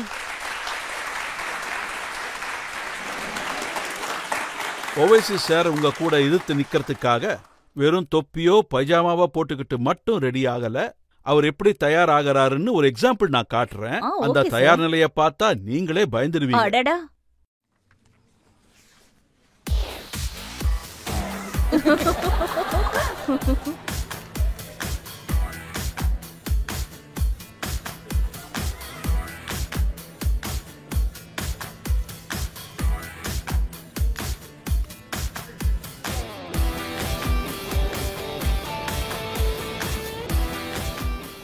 பாருங்க, இதை நீங்க பார்த்து தான் ஆகணும்.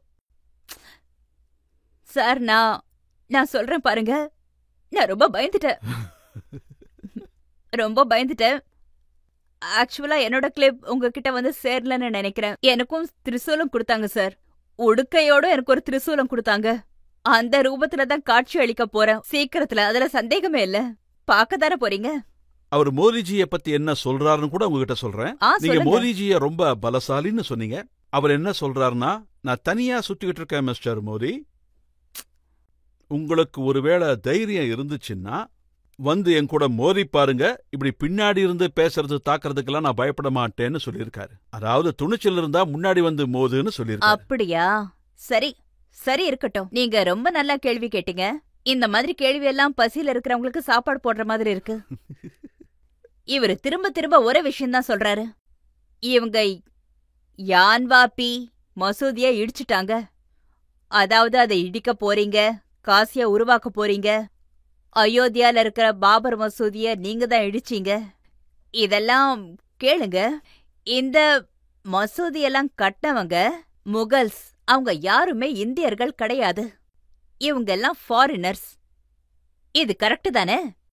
இங்க இருக்கிற ஏதாச்சு இந்தியர்கள் இங்க இருக்கிறவங்க மசூதி கட்டினாங்கன்னா, ஒருவேளை அந்த முஸ்லீமே உடைச்சு வக்போர்ட் லேண்ட கைப்பற்றி காசை சம்பாதிக்கிறாங்க. அவங்களெல்லாம் என்ன சொல்றது? இது பாருங்க, I'll give you a proof. Matthews sacrificed for a money. Nefarious deals between corrupt politician officials and accused. So-called gentlemen too enter into secret deal at the cost of Utub Shahib Mosque. இது மூலியமா தெளிவா என்ன தெரியுதுன்னா, MBT leaders staged agitations. MBT காரங்கெல்லாம் போராட்டம் பண்றாங்க. ஹைதராபாத்ல இருக்கிற இன்னொரு பொலிட்டிக்கல் பார்ட்டி அது ஒரு முஸ்லிம் party which was fought with these people with AMAM. Demanding severe punishment for the people responsible for the demolishing of the mosque. இந்த மாதிரி ஒரு குரூப் ஹைதராபாத்ல இருக்காங்க. இவங்க எல்லாம் மாஸ்க இடிச்சுட்டு பிரைவேட் பார்ட்டிஸோட சேர்ந்து இவங்க எல்லாம் they have made a very big இவங்க எல்லாம் அபார்ட்மெண்ட்ஸ் கட்டியிருக்காங்க. இதுல ரொம்ப கிளியரா சொல்லிருக்காங்க, இட் happened because இது எதுக்காக நடந்துச்சுன்னா, the All India Majlis Ittehadul Muslimeen AIMIM did not evince any interest. இவங்க எந்த எதிர்ப்பையும் காட்டல. AMIக்கு ரொம்ப க்ளோஸானவங்க தான் இதை இடிச்சிருக்காங்க. இவங்க ஆளுங்களையே அதை உடைச்சு அதுல இருந்து காசை சம்பாதிச்சிருக்காங்க. இப்போ சொல்லுங்க, அயோத்தியாவுல எந்த மஸ்ஜித பத்தி நீங்க எல்லாம் பேசிக்கிட்டு இருக்கீங்க? அதே இடத்துல நம்ம பிரதமர் மோடி சார் அங்கேயும் பெரிய மசூதி கட்டுறதுக்கான ஏற்பாடுகளை பண்ணிக்கிட்டு இருக்காரு. I will give you one more example sir. ஹைதராபாத்ல ஷம்ஷாபாத் ஏர்போர்ட் கட்டியிருக்கிற அதே இடத்துல ஒரு ஏர்போர்ட்ட ஒரு மசூதியை இடிச்ச அதே இடத்துலதான் காங்கிரஸோட ஆட்சி கவர்மெண்ட்ல இருக்கும் போது MIMஓட சேர்ந்து அவங்களோட 1000 ஏக்கரை வாங்கிக்கிட்டு ஏர்போர்ட்ட கட்டினாங்க. முதல்ல அக்பருதீன் சாரும் அசதுதீன் சாரும் எதிர்ப்ப காட்டினாங்க. அப்புறம் அமைதியாயிட்டாங்க. ஆனா இவங்கள இது வரைக்கும் பாபர் மசூதியை பத்தி பேசிக்கிட்டு இருக்காங்க. அத கட்டின முகல்ஸ் இந்த நாட்டை சேர்ந்தவங்களே இல்ல. மாதவி மேடம், நீங்க பிஜேபிக்கு புதுசா வந்திருக்கீங்க. மக்கள் என்ன சொல்றாங்கன்னு உங்களுக்கு தெரியாது. ஓவைசி சார் பிஜேபியோட பி டீம். அவருக்கு எதிராக இவ்வளவு சொல்லிட்டே போறீங்க. ராஜேஷ் சர்மா சார், உங்க 30 வருஷம் ஆப்கே அதாலத் எக்ஸ்பீரியன்ஸ்க்காக நான் வணக்கம் வச்சே ஆகணும். நான் சொல்றது உங்களுக்கு புரியணும். ஒவ்வொரு கேள்விக்கும் உண்மையை புரிய வச்சதுக்கு அப்புறம் தான் அடுத்த கேள்விக்கு போகணும். இவரு பிஜேபியோட பி டீம், அதாவது அசதுதீன் பி டீம்னே வச்சுக்கலாம். அப்படி இருக்கும்போது எனக்கு எப்படி சீட் கொடுத்தாங்க? நான் ஒன்னொன்னா வெளியேற்றிட்டு போல் ஓபன் பண்றேனே சார். நான் எப்படி பி டீமா இருக்க முடியும்? அதுக்கு வாய்ப்பே இல்லையே. Now I'll put you one more statement. இந்த AMIM or ராகுல் காந்தியோட காங்கிரஸ்ல ஒருத்தர் அடிச்சுக்கிறாங்க. கத்தி சண்டை நடக்குது. இன்னைக்கு நீங்க இன்டர்நெட்டை திறந்து எல்லாரும் தேடி பாருங்க. ஹைதராபாத் லோக்சபா பார்லிமெண்ட்ல எனக்கு எதிரா கேண்டிடேட்டை டிக்ளேர் பண்ணல. இது வரைக்கும் இல்ல. ஸ்டேட் லெவல்ல இருக்காங்க. 2 பேரும் அண்ணன் தம்பின்னு சொல்லிக்கிறாங்க. ஏஎம்மோட அசத் சாரும் காங்கிரஸோட ரேவந்த் ரெட்டி சாரும். ராகுல் காந்தி என்ன சொல்றாருன்னா, மோதியோட 2 நண்பர்கள் ஒவைசி சாரும் கேசிஆரும். அதேதான் சொல்றேன். 2 பேரும் மோதிஜியோட நண்பர்கள். ஆனா இந்த 2 நண்பர்கள்ல கேசிஆர மாமா மருமகன்னு 2 பேரும் சொல்லிக்கிறாங்க. தெரியுமா உங்களுக்கு? கேசிஆர் மாமா, மருமகன் அக்பருதீன் சார், ஒய்சி சார். இவங்க 2 பேரும் மாமா மருமகன் ஆயிட்டா. இப்படி பார்ட்னர்ஷிப்ல இருக்கும் போது, இன்னும் சொல்ல போனா இவங்க எல்லாரும் அவங்களோட ரிலீஜியஸ் இன்ஸ்டிடியூஷன்ல ஒருவேளை AIMIM கேண்டிடேட்ஸ் நிக்கலன்னா ஒன்னு காங்கிரஸ்க்கு ஓட்டு போடணும், இல்ல BRSக்கு ஓட்டு போடணும்னு சொல்லிருக்காங்க. எல்லாருக்கும் இந்த இன்ஃபர்மேஷனை பேம்ப்ளேட்ல பப்ளிஷ் பண்ணணும்னு சொல்லிருக்காங்க. ரிலீஜியஸ்லயே இந்த பேம்ப்ளேட்ஸ் எல்லாம் எல்லா மசூதியிலயும் கொடுத்துக்கிட்டு இருக்காங்க. இப்போ நீங்களே சொல்லுங்க, இது பி டீமா? பிஜேபி பி டீமா? நீங்க பாத்தீங்கன்னா உத்தரப்பிரதேசத்துல ஒவைசி சார் அவரோட கேண்டிடேட்ஸ் நிக்க வச்சிருக்காரு. பீகார்ல அவரோட கேண்டிடேட்ஸ் இருக்காங்க. மகாராஷ்டிரால அவரோட கேண்டிடேட்ஸ் நிக்க வச்சிருக்காரு. முஸ்லிம்ஸ் டாமினேஷன் இருக்கிற ஏரியால எல்லாம் அவர் சீட்டு கொடுத்திருக்காரு. முஸ்லிம்ஸோட மொத்த ஓட்டையும் அவங்க எடுத்துப்பாங்க. இதனால பலன் மோடி சாருக்கு தான். சமாஜ்வாதி பார்ட்டிக்கு நஷ்டமாகும், RJDக்கு நஷ்டமாகும். தன்னோட கான்ஸ்டிடியூன்சிலேயே மசூதிய உடைச்சு காசு சம்பாதிக்கிறாரு. நம்ம தேசத்துல இருக்கிற எல்லா முஸ்லிம்ஸையும் அவர் குழப்பி விடுறாரு. இது என்ன சார் நீங்க பெரிய விஷயமா சொல்றீங்க? 40 வருஷமா அவங்க இதுல PhD பண்ணாங்க சார். எல்லாரையும் திருப்பி விடுறதுதான் உங்களோட ஒரே வேலையா இருந்திருக்கு சார். கிட்ட ஒரே ஒரு கேள்வி கேக்குறேன், உங்களையே திருப்பி கேக்குறேன். எனக்கு இது உரிமை இருக்கு. முழு உலகத்துல, அதாவது நம்ம இந்தியாவுல AIMI தவிர வேற எந்த முஸ்லிம் பார்ட்டிஸும் ஏன் உயிரோட இல்ல சொல்லுங்க? சொல்லுங்க சார். கேரளால ஒரு முஸ்லீம் லீக் இருக்கு. பாவம் இருக்கட்டுமே, அவரை கேரளாக்கு போக விடுங்க, அவங்களும் செத்துருவாங்க. அவங்க பார்ட்டிய முடிச்சிருவாரு. இல்ல இத்தனை வருஷமா ஹைதராபாத்ல பாத்தீங்கன்னா தெலுங்கானால யாரு ஆட்சிக்கு வந்தாலும் அது BRS-ஓட அரசாங்கமா இருக்கலாம் அல்லது காங்கிரஸோட ஆட்சியா இருக்கலாம். அங்க ஒரு காலத்துல TDP-யும் ஆட்சி பண்ணிக்கிட்டு இருந்தாங்க. எல்லாரும் என்ன சொல்றாங்கன்னா ஓவைசி சாரோட ஆசீர்வாதம் இருந்தா தான் அரசாங்கம் நடக்கும், இல்லனா நடக்காதுன்னு சொல்றாங்க. நம்ம சார்மினார் கிட்ட இருக்கிற பாக்யலட்சுமி கோயிலுக்கு போறோம் இல்லையா? நானும் அமித் அண்ணனும் சேர்ந்து பாக்யலட்சுமி தாயை கும்பிட்டு ஆசீர்வாதம் வாங்கறதுக்காக போவோம். அதே மாதிரி இவங்க எல்லாம் அசத் சார் கிட்ட ஆசீர்வாதம் வாங்கறதுக்காக போயிருப்பாங்க. சார், எங்க தலைமையில கை வச்சு ஆசீர்வாதம் பண்ணுங்க. இதுக்கு அர்த்தம் என்ன? இந்திய நாட்டுல இருக்கிறவங்க எல்லாரும் ஒன்னா இருக்காங்கன்னா அவ்வளவு தூரம் ஏன் போறீங்க சார்? உங்களுக்கு இன்னொரு எக்ஸாம்பிள குடுக்கறேன். நாங்க எல்லாம் ஹோம்ஒர்க் பண்ணாம எந்த ப்ரூஃபும் இல்லாம வீட்டை விட்டு வெளியில வரமாட்டோம் சார். 2023ல அசெம்பிளி எலெக்ஷன்ஸ் நடந்திருக்கு. நாம்பள்ளி ஒரு முஸ்லிம் டாமினேட்டட் கான்ஸ்டிடியூன்சி. அந்த இடத்த சேர்ந்தவர் தான் ஃபெரோஸ் கான் சார். அவரு காங்கிரஸ்ல நம்பிக்கையான ஒருத்தர். தொண்ட கிழிய கிழிய அவரு 6 லட்சம் போகஸ் ஓட்ஸ வெளிய கொண்டு வந்தாரு. அத வெளிய கொண்டு வந்து அவரு எல்லாருக்கும் சப்மிட் பண்ணாரு. GHMக்கு சப்மிட் பண்ணாரு. அதுக்கப்புறம் ரேவந்த் ரெட்டி ஆட்சிக்கு வந்ததுக்கு அப்புறம் காங்கிரஸ் பார்ட்டியை சேர்ந்தவரு 2023ல தான் ஜெயிச்சிருக்காரு. அவர் அங்க சீஃப் மினிஸ்டர் கிட்டயும் கொடுத்திருக்காங்க. யார் கொடுத்தாங்க? ஒரு முஸ்லிம். அதுவும் எந்த பார்ட்டியை சேர்ந்தவரு? காங்கிரஸ் பார்ட்டியை சேர்ந்தவரு. அவரோட வாயை அடைச்சிட்டாங்க சார். இப்போ இவங்க எந்த முஸ்லிம சப்போர்ட் பண்றேன்னு சுத்திக்கிட்டு இருக்காங்க. இவங்க எல்லாம் யாருக்கும் ஹெல்ப் பண்ணிக்கிட்டு இல்ல சார். உங்க பேச்ச நிறுத்த முடியாதுன்னு நினைக்கிறேன். என் வாயை யாராலையும் அடைக்க முடியாது சார். இப்ப மக்கள் கேள்வி கேட்கலாம். மேம், என்னுடைய கேள்வி என்னன்னா, ஹைதராபாத்ல இருக்க முஸ்லிம்ஸ் இந்த தேர்தல்ல அசோசியேஷன் ஓவைசியை விட்டுட்டு உங்களுக்கு தான் ஓட்டு போடுவாங்கன்னு நினைக்கிறீங்களா? நான் உங்ககிட்ட ஒரு விஷயம் சொல்றேன். நம்ம வாழ்க்கையில ஓட்ஸ் தவிர வேற விஷயம் இல்லையா? யாரு ஒவ்வொரு நொடியும் பயத்தால வாழ்ந்துகிட்டு இருக்காங்களோ. நான் ஒரு எக்ஸாம்பிள் சொல்றேன். முகமது பெஹல்வான்னு ஒருத்தர் இருந்தாரு. அவர் முதல்ல அசர்ஜியோட வேலை செஞ்சுக்கிட்டு இருந்தாரு. அவரை எதுக்காக பெஹல்வான்னு கூப்பிடுவாங்கன்னா, தங்கல் குஸ்தின்னு சொல்லுவாங்க இல்லையா, அந்த ஓல்டு ஸ்டைலோட பெஹல்வான் இவரு. அவரும் அவரோட மகனும் ஒரு சோஷியல் ஒர்க்கர். அவங்க 2 பேரும் AMIக்கு வேலை செஞ்சுக்கிட்டு இருந்தாங்க. அங்க ஒர்க் போர்ட்ல இருந்த லேண்ட்ஸ்ல முஸ்லிம்ஸோட சுடுகாடு ஒன்னு இருந்தது. AM காரங்க எல்லாம் அத உடைச்சு வீடு கட்டணும்னு முடிவு பண்ணிட்டாங்க. அதனால இவங்க 2 பேரும் போய், சார் எதையாச்சும் விட்டுருங்க சார்னு கேட்டிருக்காங்க.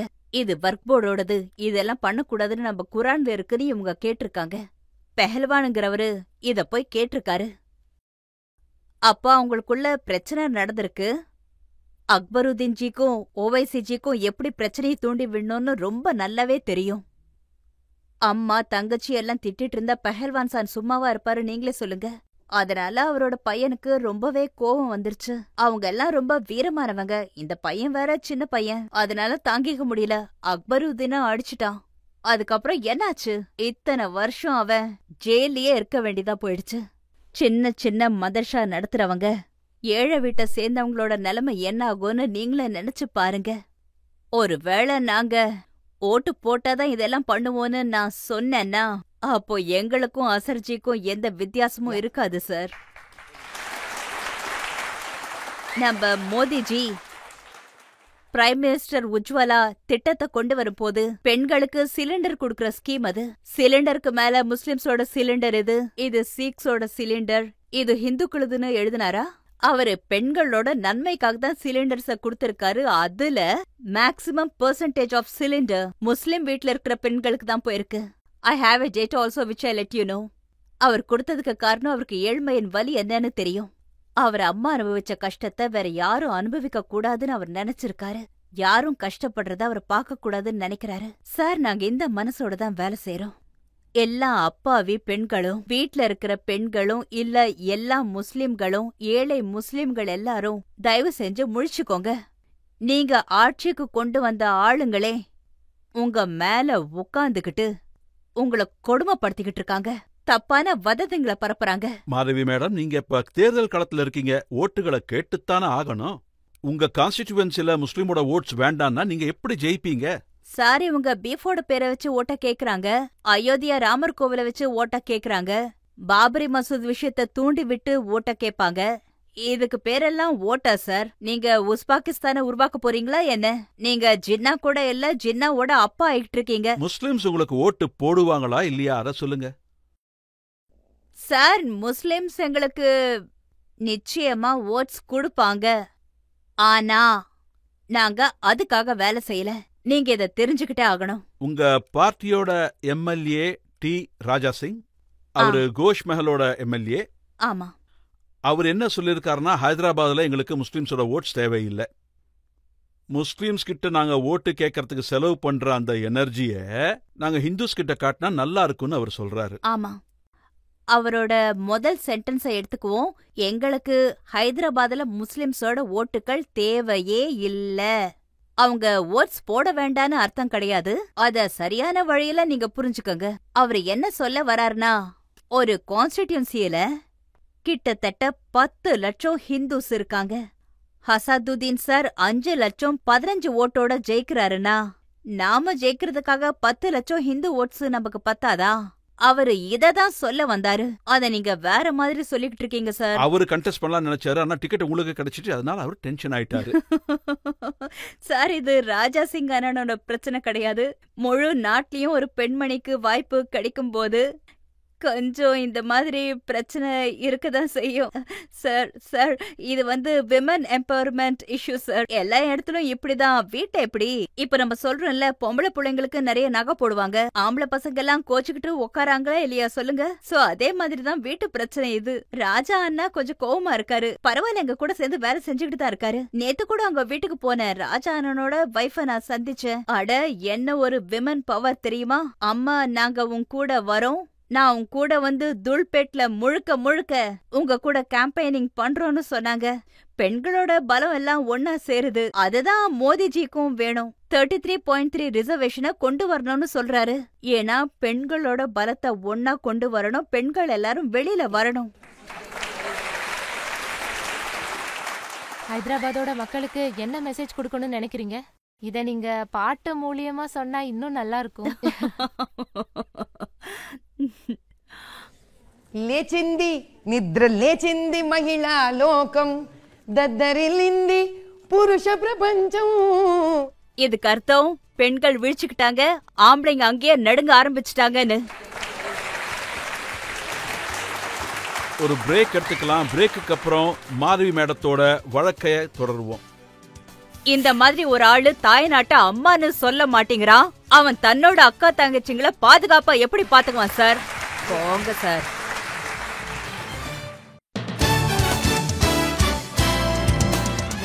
Welcome back. ஆப்கி அதாலத்ல இன்னைக்கு நம்ம வழக்க நடத்திட்டு இருக்கிறது மாதவி மேடம் கூட. ஆப்கி அதாலத்ல அடுத்த குற்றச்சாட்டு.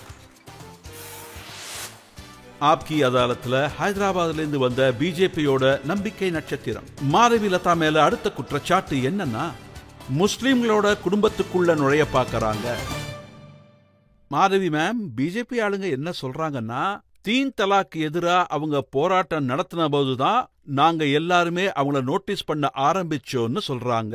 நிறைய முஸ்லிம் பெண்களை நீங்க தூண்டி விட்டதாவும் சொல்றாங்க. ஓஐசி சார் என்ன சொல்றாருன்னா, இது எங்க மத பிரச்சனை, எங்க வீட்டு பிரச்சனை, எங்க வீட்டுக்குள்ள நுழைய இவங்க யாருன்னு அவரு கேட்கிறாரு. ஓஹோ, அவங்க வீட்டோட பெண் குழந்தைகளை வித்துக்கிட்டு இருக்காங்க. அதோட மதத்தோட பேரை வச்சு இவங்க எல்லாம் தப்பான வேலைய பண்ணிக்கிட்டு இருக்காங்க. குரான்ல நீங்க தலாக் தலாக்னு 3 முறை ஒரே தடவை சொல்லக்கூடாதுன்னு சொல்லிருக்காங்க. குரான்ல என்ன சொல்லிருக்குன்னா, நீங்க முதல் தலாக் எப்படி கல்யாணம் பண்றீங்களோ அதே மாதிரிதான் பொண்ணு பையனோட 2 ஆளுங்களோட சைடு முன்னாடி முதல் முறை தலாக்குன்னு சொல்லணும். அதுக்கப்புறம் 3 இல்ல 6 மாசத்துக்கு அப்புறம் 2 பேருக்கும் டைம் கொடுக்கணும். அது வரைக்கும் 2 பேரும் ஒரே வீட்ல இருந்தாகணும்.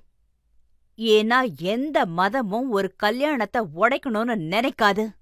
அப்பவும் அவங்களுக்கு செட் ஆகலன்னா இன்னொரு முறை, 2வது முறை சொல்லணும், அதுவும் அவங்க ஆளுங்களுக்கு முன்னாடியே. அதுக்கப்புறம் 3வது முறை சொல்லணும், அதுவும் அவங்க ஆளுங்களுக்கு முன்னாடியே. குரான்ல இந்த மாதிரி ஒரு ரூல் இருக்கும்போது அதாவது 9லேந்து 12 மாசம் வரைக்கும் 3 முறை தலாக்குன்னு சொல்லக்கூடாது. அப்படி இருந்தோம் கல்யாணம் மூலமா அவங்களுக்கு கொடுத்த பொருட்கள் எல்லாம் அவங்க அந்த கல்யாண பொண்ணுக்கு திரும்ப கொடுத்தாகணும். அதுக்கப்புறம் குழந்தைக்காகவும் மனைவிக்காகவும் யார்கிட்ட இருந்து விவாகரத்தாச்சோ அவங்க கிட்ட இருந்து காம்பன்சேஷன் கொடுத்தாகணும். இந்த மாதிரி இடத்துல சில பேரு ஒரு புரோக்கர் மாதிரி ட்ரிபிள் தலாக்க கொண்டு வந்து தன்னோட பலனுக்காக முஸ்லிம் பெண்களை விக்கிறாங்க. இவங்களோட பலனுக்காக முஸ்லிம் பெண்களை பணயமா வைக்கிறாங்க. அவங்களோட நன்மைக்காக இவங்களெல்லாம் முஸ்லிம் பெண்களை வளர விட மாட்டேங்கிறாங்க. அவங்களோட நன்மைக்காக இவங்க எல்லாம் முஸ்லிம் பெண்களோட உடம்ப வச்சு வியாபாரம் பண்றாங்க. நீங்களே சொல்லுங்க சார், இதெல்லாம் பண்றதுக்கு அவங்களுக்கு எப்படி உரிமை கிடைக்குது? இது டெமோக்ரஸி சார். இல்ல மாதவி மேடம், குரான்லாம் அவங்களோடது, நியதிகள் அவங்களோடது, சட்டங்கள் அவங்களோடது, கல்யாணமும் அவங்களோடது. இதுல நடுவுல பேச நீங்க யாரு இப்படின்னு கேக்குறாரு அவரு. I am the citizen of this country who keeps the right to interfere into the pain of any woman or any citizen of this country. அவங்களோட குற்றச்சாட்டு என்னன்னா, பிஜேபி தரப்புலேருந்து நீங்க சார், அவங்க ஆர்டிகல் 19 வந்ததுக்கு அப்புறம் பார்லிமெண்ட்ல யாராச்சும் பார்த்தா அவர் எப்படி கத்தி கோவப்பட்டு ஆர்டிகல் 19 படிச்சாருன்னு நீங்க எல்லாம் பாத்திருப்பீங்க. You go through it. Speech in parliament he says, Modi sir ஒரு அமெண்ட்மெண்ட்டை பாஸ் பண்ணாரு. The girl should married at the age of 21. ஏன்னா பெண்கள் இந்த விதமான ட்ரிபிள் தலாக்கா இருக்கட்டும், இல்லன்னா ஏதாவது ஏழை பொண்ணு கிராமத்துல இருக்கிற பொண்ணுக்கு ஏதாவது பாலிய விவாகம் நடக்குதுன்னா பொண்ணுங்க அதுலேருந்து தப்பிக்கிறதுக்காக, வாழ்க்கையோட முடிவை அவங்க எடுத்துக்கிறதுக்காக கல்யாணத்துக்கான வயசு அவரு 21 மாத்தினாரு. இத வச்சுக்கிட்டு ஆர்டிகல் 19 எடுத்து பேசினாரு. ஆர்டிகல் 19ல எங்கேயுமே இந்த விஷயத்தை எழுதல. அதாவது the freedom is for living relationship, freedom is for sex, freedom is to do marriage whenever they want. Article 19 என்ன சொல்லுதுன்னா, can have professional freedom, right to express, right to speech. இவங்க புதுசா எடுத்துட்டு வந்து எங்க போடுறாங்கன்னே தெரியல. கொண்டு வந்திருக்கீங்கல்ல யூனிஃபார்ம் சிவில் கோடுன்னு, யூசிசி. ஆமா, அதுல லிவிங்க்கு கூட சட்டம் இருக்கிறதா சொல்லப்பட்டிருக்கு. ஒவைசி சார் ஆப்கி அதாலத்துக்கு வந்தப்போ அவர் என்ன சொன்னாருன்னா, இது எங்க பசங்களோட பெட்ரூம்குள்ள எட்டி பாக்கிறதுக்கான சட்டம்ங்கிறாரு. அட, யூனிஃபார்ம் சிவில் கோர்ட்ல பெட்ரூம் எப்படி வந்துச்சு சார்? அது என்னோட புரிதலுக்கு அப்பாற்பட்டதா இருக்கு. யூனிஃபார்ம் சிவில் கோர்ட்ல என்ன இருக்குன்னா, அதாவது ஒரு வீட்ல இருக்கிற பெண்களுக்கு சொத்துல ஆம்பளை பசங்களுக்கு ஈக்குவலா ப்ராப்பர்ட்டிஸ் எதுவுமே கிடைக்காம இருந்துச்சு. எந்த மதமா இருந்தாலும் சரி, பெண்களுக்கும் ஆண்கள் மாதிரி எல்லாமே கிடைக்கணுங்கிறது தான் எங்களோட ஐடியா. ப்ராப்பர்ட்டில எப்படி பெட்ரூம் வந்துச்சுன்னு எனக்கு தெரியல. அது சரி, அந்த கட்டலும் பெட்டும் குடுக்கறத பத்தி பேசுறீங்களா? இல்ல அவரு என்ன நினைக்கிறாருன்னா, இந்த தீன் தலாக்கா இருக்கட்டும், இல்ல யூனிஃபார்ம் சிவில் கோடா இருக்கட்டும், இல்ல 33.3% விமன் ரிசர்வேஷனா இருக்கட்டும், இல்ல சிஏஏவா இருக்கட்டும், இந்த எல்லா சட்டமே முஸ்லிமை கஷ்டப்படுத்துறதுக்காக தான் கொண்டு வரதா அவர் சொல்றாரு. அசாதுதீன் சார் பெண்களை வளர விட மாட்டாரு சார். அவரை பெண்களை என்னைக்குமே மேல வளர விட மாட்டாரு சார். எந்த ஒரு நபருக்கு பெண்களோட கண்ணீரோட வலி புரியுதோ அவங்க எல்லாருக்கும் முன்னாடி அவங்க கஷ்டங்கள், அவங்களோட வழிகளை பத்தி அவரே பார்லிமெண்ட்ல பேசிருக்கணும். இந்த மாதிரி யாரும் நடந்திருக்க மாட்டாங்க. நம்மளோட பிரதமரே சொல்றாரு, அப்பாவே முஸ்லிம் பெண்களுக்கும் எல்லா முஸ்லிம் பெண்களுக்கும் மரியாதை கொடுங்கன்னு சொல்றாரு, ஈக்வாலிட்டி கொடுக்க சொல்றாரு. இவரு நடுவுல வந்து இதெல்லாம் கிடைக்க கூடாதுங்கிறாரு.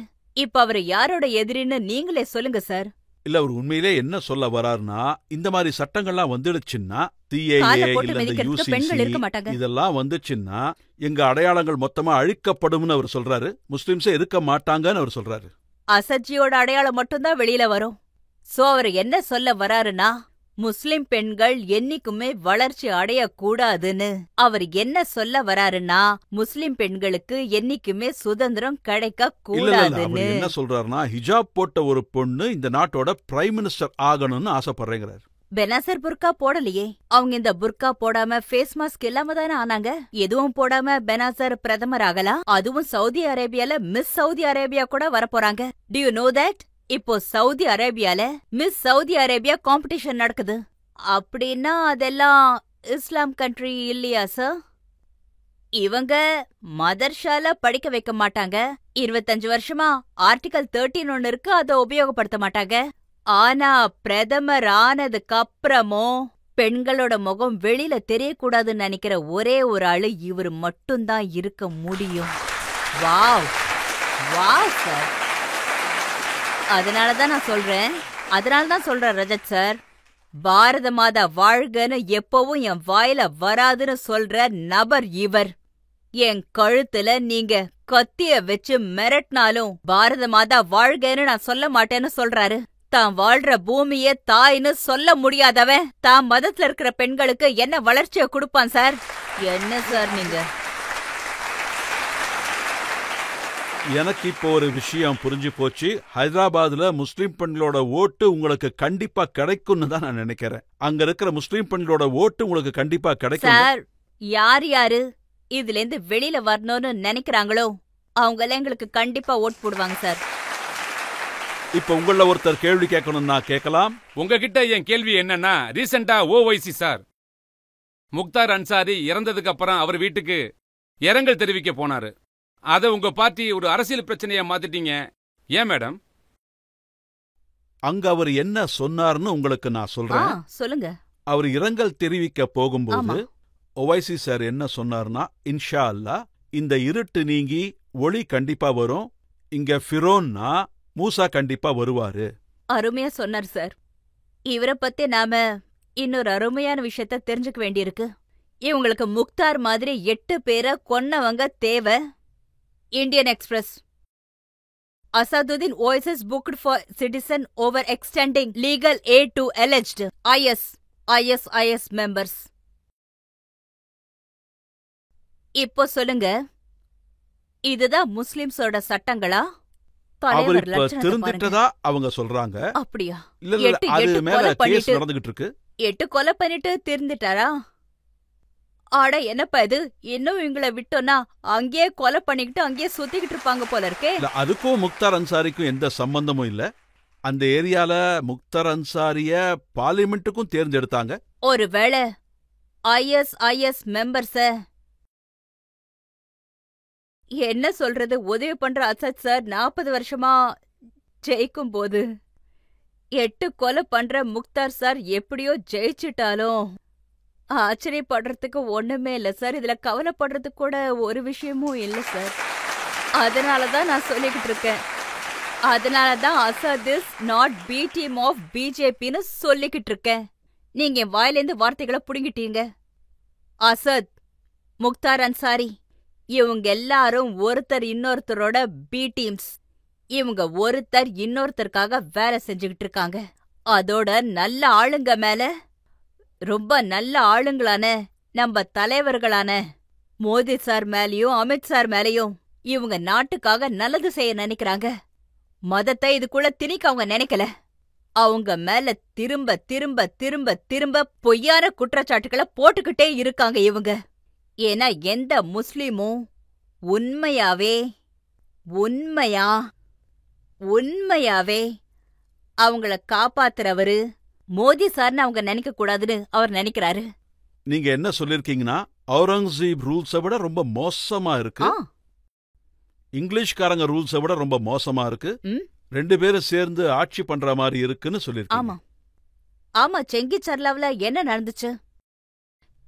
சர்லாவ்ல என்ன நடந்துச்சுன்னா சார், அங்க பார்த்திவாடான்னு இடம் இருக்கு. பார்த்திவாடால பழங்கள் விக்கிறவங்க மட்டும்தான் இருப்பாங்க.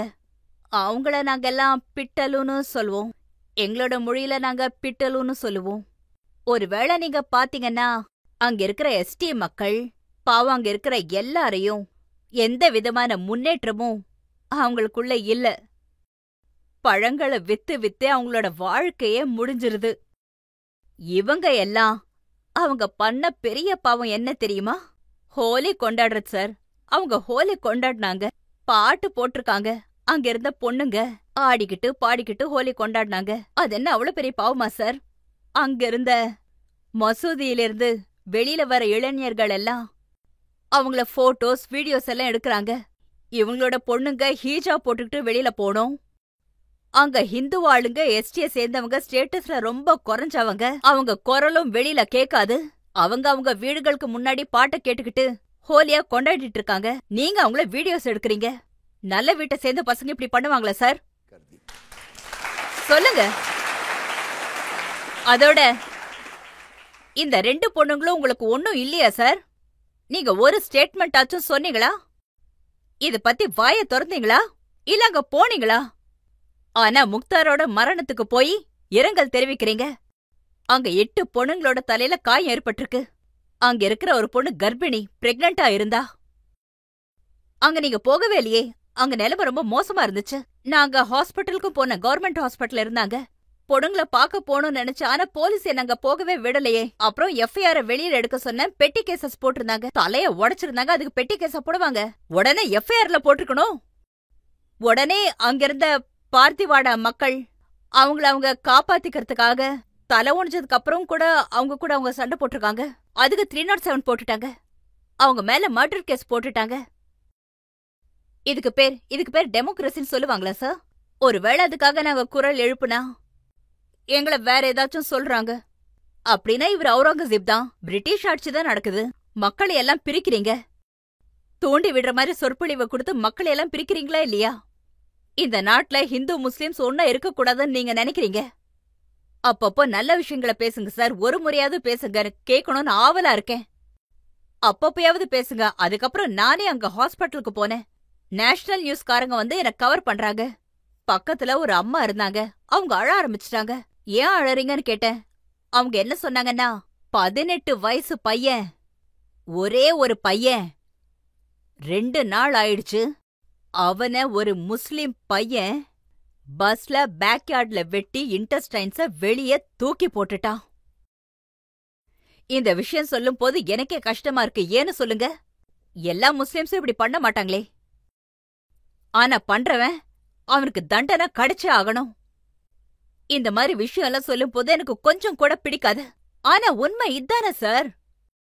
இந்த விஷயம் அந்த அம்மா என்கிட்ட சொல்லும் போது, நேஷனல் நியூஸ்க்கு போகும்போது நான் உங்களுக்கு ஹெல்ப் பண்ணேன். அதுக்காக நான் குரல் எழுப்ப ஆரம்பிச்சேன். 2 நாளா அந்த குழந்தையோட போஸ்ட்மார்ட்டம் ரிப்போர்ட் கிடைக்காம இருந்துச்சு. 1 ஹவர்ல அவங்கள பாடி கிடைக்கிற மாதிரி செஞ்சேன் சார்.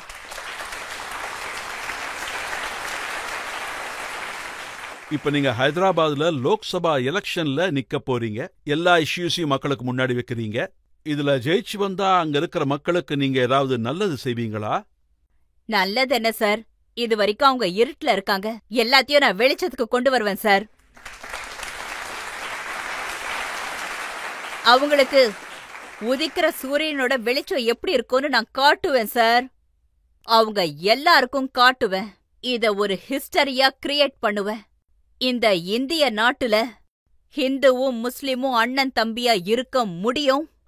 அப்துல் கலாம் மாதிரியான முஸ்லிம்ஸ பார்த்த நாடு இது. இந்த முறை நாங்க பண்ணி காட்டுவோம். 400 சீட்டை தாண்டுவோம். இது நாங்க ஹைதராபாத்ல இருந்தே பண்ணுவோம்.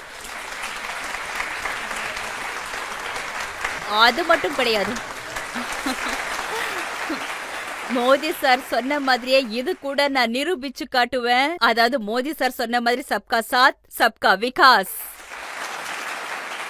ஆனா எனக்கு சொல்றதுக்கு இன்னொரு லைன் ரொம்ப பிடிக்கும். அது என்னன்னா, हम होंगे कामयाब, हम होंगे कामयाब, हम होंगे कामयाब, हम होंगे कामयाब आज से।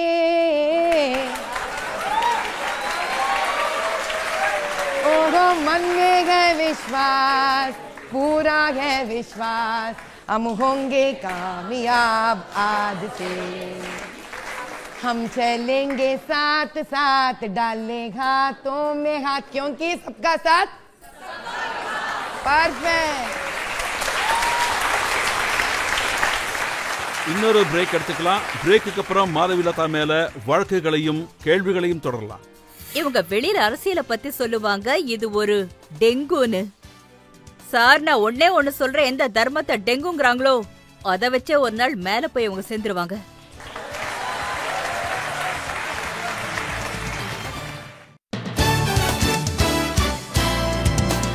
Welcome back. ஆப்கி அதாலத்ல இன்னைக்கு நாம வழக்க தொடர்ந்து இருக்கிறது மாதவிலதா மேடம் மேல.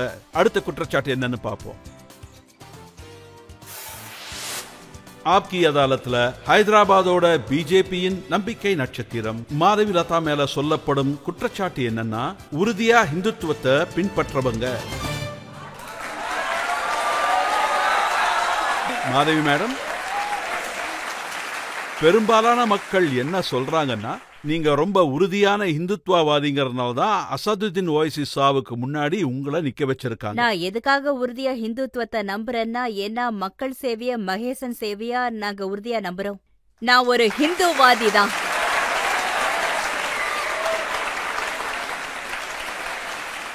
நான் எதுக்காக உறுதியா ஹிந்துத்துவவாதின்னு சொல்றேன்னா, ஏன்னா நாங்க தர்மம் ரக்ஷித ரக்ஷதஹாவா நம்புறோம்.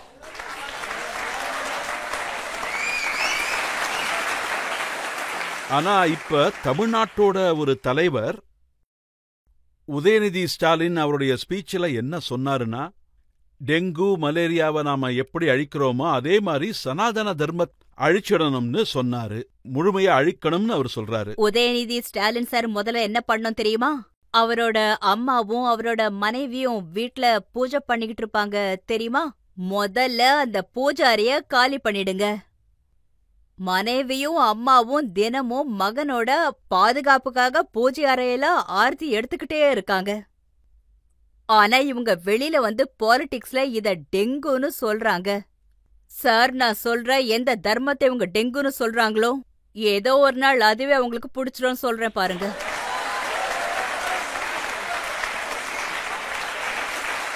இது எல்லாத்தையும் விட ராகுல் காந்தி ரீசெண்டா என்ன சொல்லியிருக்காருன்னா, ஹிந்து தர்மங்கிறது ஒரு சக்தி, அந்த பவரை எதிர்த்து நாம சண்டை போடணுங்கிறாரு. சார், அவர் சரியா தானே சொல்றாரு. ஹிந்து தர்மங்கிறது ஒரு சக்தி தான். சக்தியை எதிர்த்து சண்டை போட்டுதான் ஆகணும். எதிர்லயே உட்கார்ந்துருக்கேனே. அட பரவாயில்லையே, ராகுல் சார் முதல் தடவை அவரோட வாழ்க்கைய உண்மையா பேசிருக்காரு. இது என்னமோ உண்மைதான். ஏன்னா அவங்க பாட்டியும் ஒரு சக்தி தான் சார். அவர் கண்ணுக்கு அவங்க தெரியலையா? இந்திரா காந்திஜியும் சக்தியா தான் இருந்தாங்க. பாட்டியே யாருன்னு அவருக்கு தெரியல. அவர் இந்த நாட்டோட பெண்களை எப்படி புரிஞ்சுப்பாரு சார்? இந்த பாரத தாயை எப்படி புரிஞ்சுப்பாரு சார்? இல்ல, இப்ப அவங்க என்ன சொல்றாங்கன்னா, மோடிஜி இந்த இந்து சக்தி எல்லாத்தையும் ஒன்னு சேர்த்து ஓட்டு வாங்கணும்னு நினைக்கிறாரு. அயோத்தியால நடந்த பிரான் பிரதிஷ்டாவை முழுமையான பிஜேபி ஷோவா மாத்திட்டாரு. சார், இவங்கெல்லாம் இட்டாலியில இவங்கெல்லாம் ஒன்னா சேர்ந்து போஃபோர்ஸ் கேம்ப் பண்றாங்க. ஓகே, அதெல்லாம் அவங்களோட ப்ராப்பர்ட்டி. அதோட அக்பருதீன் சார் அவரோட மசூதி அடிச்சுட்டு பாப்ரி மஸ்ஜித் பாப்ரி மஸ்ஜித் பாப்ரி மஸ்ஜித்னு சொல்லிட்டு இருக்காரு. இவங்க சின்ன வயசுல டோப்பிய கூட போடல, மீசிய கூட வளர்க்கல.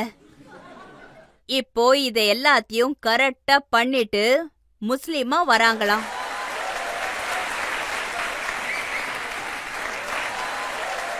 அதோட குற்றச்சாட்ட மோடி சார் மேல போடுறீங்க.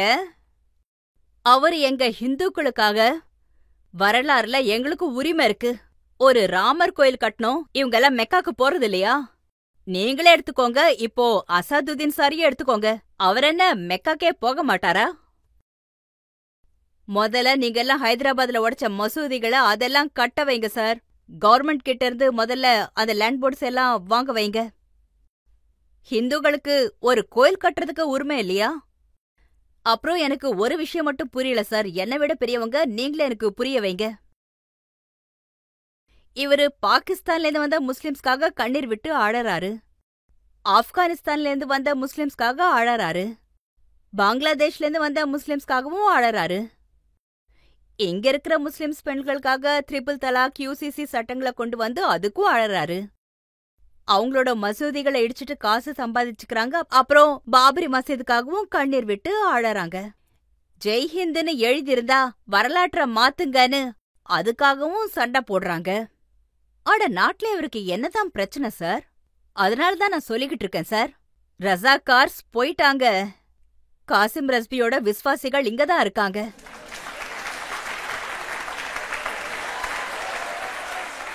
சார், இவங்களும் இந்த நாட்டை விட்டு போற வரைக்கும் ஒரு விஷயம் உறுதியா சொல்றேன், இங்க இருக்கிற முஸ்லிம்ஸ் வளரவே முடியாது சார். இங்க இருக்கிற முஸ்லிம்ஸ் வளர்ச்சி அடையவே மாட்டாங்க சார். அப்படின்னா அவரை எங்க அனுப்புவீங்க? சார், இந்த முறை நீங்க பாத்துக்கிட்டே இருங்க. இவங்க தோத்துருவாங்க. இங்க மட்டும் கிடையாது, ஹைதராபாத் லோக்சபா பார்லிமெண்ட்ல மட்டும் கிடையாது, இந்திய நாட்டுல இவரு எங்கெங்க போறாரோ, ஹிந்துக்கள் மட்டும் இல்ல சார், முஸ்லிம்ஸ் எல்லாரும் ஒன்னா சேர்ந்து நாட்டிலேருந்து இவரை தோக்கடிச்சுதான் தீருவாங்க. பப்ளிக் யாராவது கேள்வி கேட்கணும்னா கேட்கலாம். ஹைதராபாத்ல இப்ப கே கவிதா திகார் ஜெயில இருக்காங்க. என்ன சொல்றாங்கன்னா அவங்க அரசியல் சதியால தான் இப்ப ஜெயில இருக்கிறதா சொல்றாங்க. அவங்க அப்பாவிதானா? இத பத்தி நீங்க என்ன சொல்ல வர்றீங்க? கவிதாவோட அரெஸ்டுக்காக இத்தனை நியூஸ் வெளியில வந்திருக்கு. இந்த கிங்ஸ் குரூப் அசத பின்னாடில இருந்து இந்த அளவுக்கு பேக்கப் பண்ணிக்கிட்டு இருக்காங்க. வண்டியும் குடுத்திருக்காங்க, அவருக்காக சாஸ்திரிபூர்ல வீடும் கட்டி கொடுத்திருக்காங்க, ஃபண்டிங்கும் பண்ணிருக்காங்க. இதெல்லாம் ஈடியில எதுக்கு வெளியில வரலன்னு சொல்லுங்க. அது எதுக்காகனா அங்க இருக்கிற ஜேர்னலிஸ்ட் எல்லாம் இவங்கள பார்த்தாலே பயப்படுவாங்க. சார், இது பெரிய உலகம் சார், இத நிறைய பேர் அனுபவிச்சுக்கிட்டு இருக்காங்க. கேள்வி வேற யாரோ பத்தினது, ஆனா எல்லா கேள்வியும் நீங்க ஓவைசி சாரோட சம்பந்தப்படுத்திடுறீங்க. அவங்க கே கவிதாவை பத்தி அரெஸ்ட் பண்ணதை கேட்டாங்க, ஆனா நீங்க அதையும் கே கவிதாவை. ஏன்னா கவிதாவோட அப்பா கேசிஆர் சார் இருக்காருல்ல, கேஎம்ஐயோட பிரசிடென்டான அசாதுதீன் சார் இருக்காருல்ல, மாமா மருமகன் சார். உங்களுக்கு நான் சொல்றது புரியல? அவங்க ஓப்பனா சொல்வாங்க, நாங்க மாமா மருமகன்னு. மாமா மருமகன் உறவு இருக்கும்போது எல்லாரும் ஒன்னாதானே சார் இருக்கணும். இப்போ நீங்களே சொல்லுங்க, இவங்க எல்லாரையும் விட நான் ரொம்ப சின்னவ, பாலிடிக்ஸ்க்கு புதுசா வந்திருக்கேன், எனக்கு என்ன தெரியும் அவங்க 2 பேரும் உறவை பத்தி? நீங்க புதுசா வந்திருக்கீங்கன்னு இப்ப யாரும் சொல்ல மாட்டாங்க. நீங்க ரொம்ப இனிமையா பஜனை பாடுவீங்கன்னு நாங்க கேள்விப்பட்டோம். நீங்க இவ்ளோ பேசினதுனால இப்போ ஒரு அழகான இனிமையான ராமர் பஜனை பாடினீங்கன்னா ஷோ ரொம்ப கலக்கட்டும் மேம்.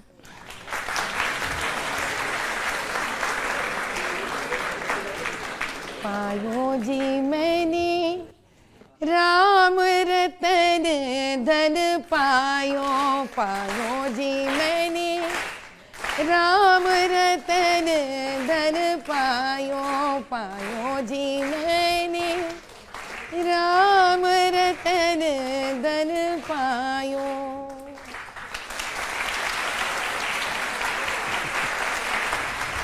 மாதவி மேம், நாங்க உங்ககிட்ட எல்லா விதமான கேள்விகளையும் கேட்டோம். எல்லா விதமான கேள்விகளுக்கும் உண்மையாவே பதில் சொன்னீங்க. நீங்க அரசியலுக்கு புதுசா வந்திருக்கீங்கன்னு யாராலையும் சொல்ல முடியாது. நீங்க ஃபுல் ஃபிளெஜ்ட் பொலிட்டீஷியன் மாதிரி தான் ஆன்சர் பண்ணீங்க.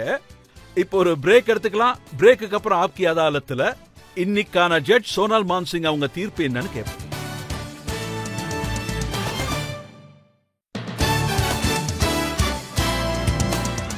Welcome back. இன்னைக்கு நாம வழக்க நடத்தினது மாதவி லதா அவங்க மேல. அரசியலுக்கு புதுசா வந்தவங்க, ஆனா அரசியலை பத்தி ரொம்ப நல்லா தெரிஞ்சவங்க. நாம அவங்க கிட்ட அவங்க குழந்தை பருவத்தில இருந்து அவங்க ஆக்டிவிசம் வரைக்கும் எல்லா விதமான கேள்விகளையும் கேட்டோம். அவங்களும் தெளிவா வெளிப்படையா பதில் சொன்னாங்க. இன்னைக்கு ஆப்கி அதாலத்துல இன்றைய ஜட்ஜ் மிக பிரபலமான டான்சர் சோனல் மான்சிங் அவங்க தீர்ப்பை கேட்போம். கல்ல கண்ணாடி மேல எரிஞ்சா கண்டிப்பா கண்ணாடி உடைஞ்சு போயிரும்னு நாம எல்லாருமே கேள்விப்பட்டிருப்போம். ஆனா இன்னைக்கு சமூகத்தோட இந்த கண்ணாடிய பாத்தீங்கன்னா கல்லையும் உடைச்சிரும்னு இன்னைக்கு தெரிஞ்சுக்கிட்டேன். அதோட அக்னிஷிகா, திரௌபதிய அக்னிஷிகான்னு சொல்லுவாங்க. இன்னைக்கு இன்னொரு அக்னிஷிகா, நம்ம பாரத தாயோட திறமசாலியான மகள் இங்க உட்கார்ந்திருக்காங்க.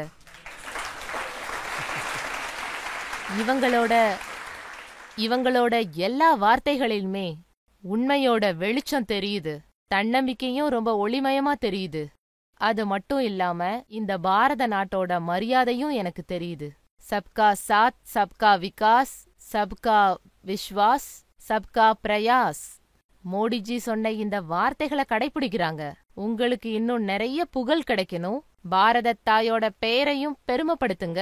அதோட நீங்க இங்க இருக்கிற எல்லாருக்கும் அக்காவா இருந்து சேவை செய்யுங்க.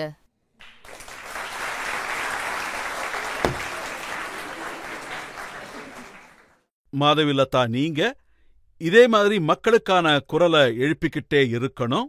ஏழை மக்களுக்கான சேவைகளை செஞ்சுக்கிட்டே இருக்கணும். அது மட்டும் இல்ல, வரப்போற தேர்தல்ல உங்களுக்கு காம்படிஷன் ரொம்பவே கஷ்டமா இருக்க போகுது. நீங்க மோத போறது ஓவைசி சார் கூட. எங்க வாழ்த்துக்கள் உங்களுக்கு எப்பவும் இருக்கும். இந்த தேர்தல்ல நீங்க போராடி ஜெயிக்கணுங்கிற நம்பிக்கையோட இந்த வழக்க முடிக்கிறேன். அடுத்த நிகழ்ச்சியில இன்னொரு விருந்தினரோட உங்களை சந்திக்கிறேன். அதுவரை அன்பு வணக்கம்.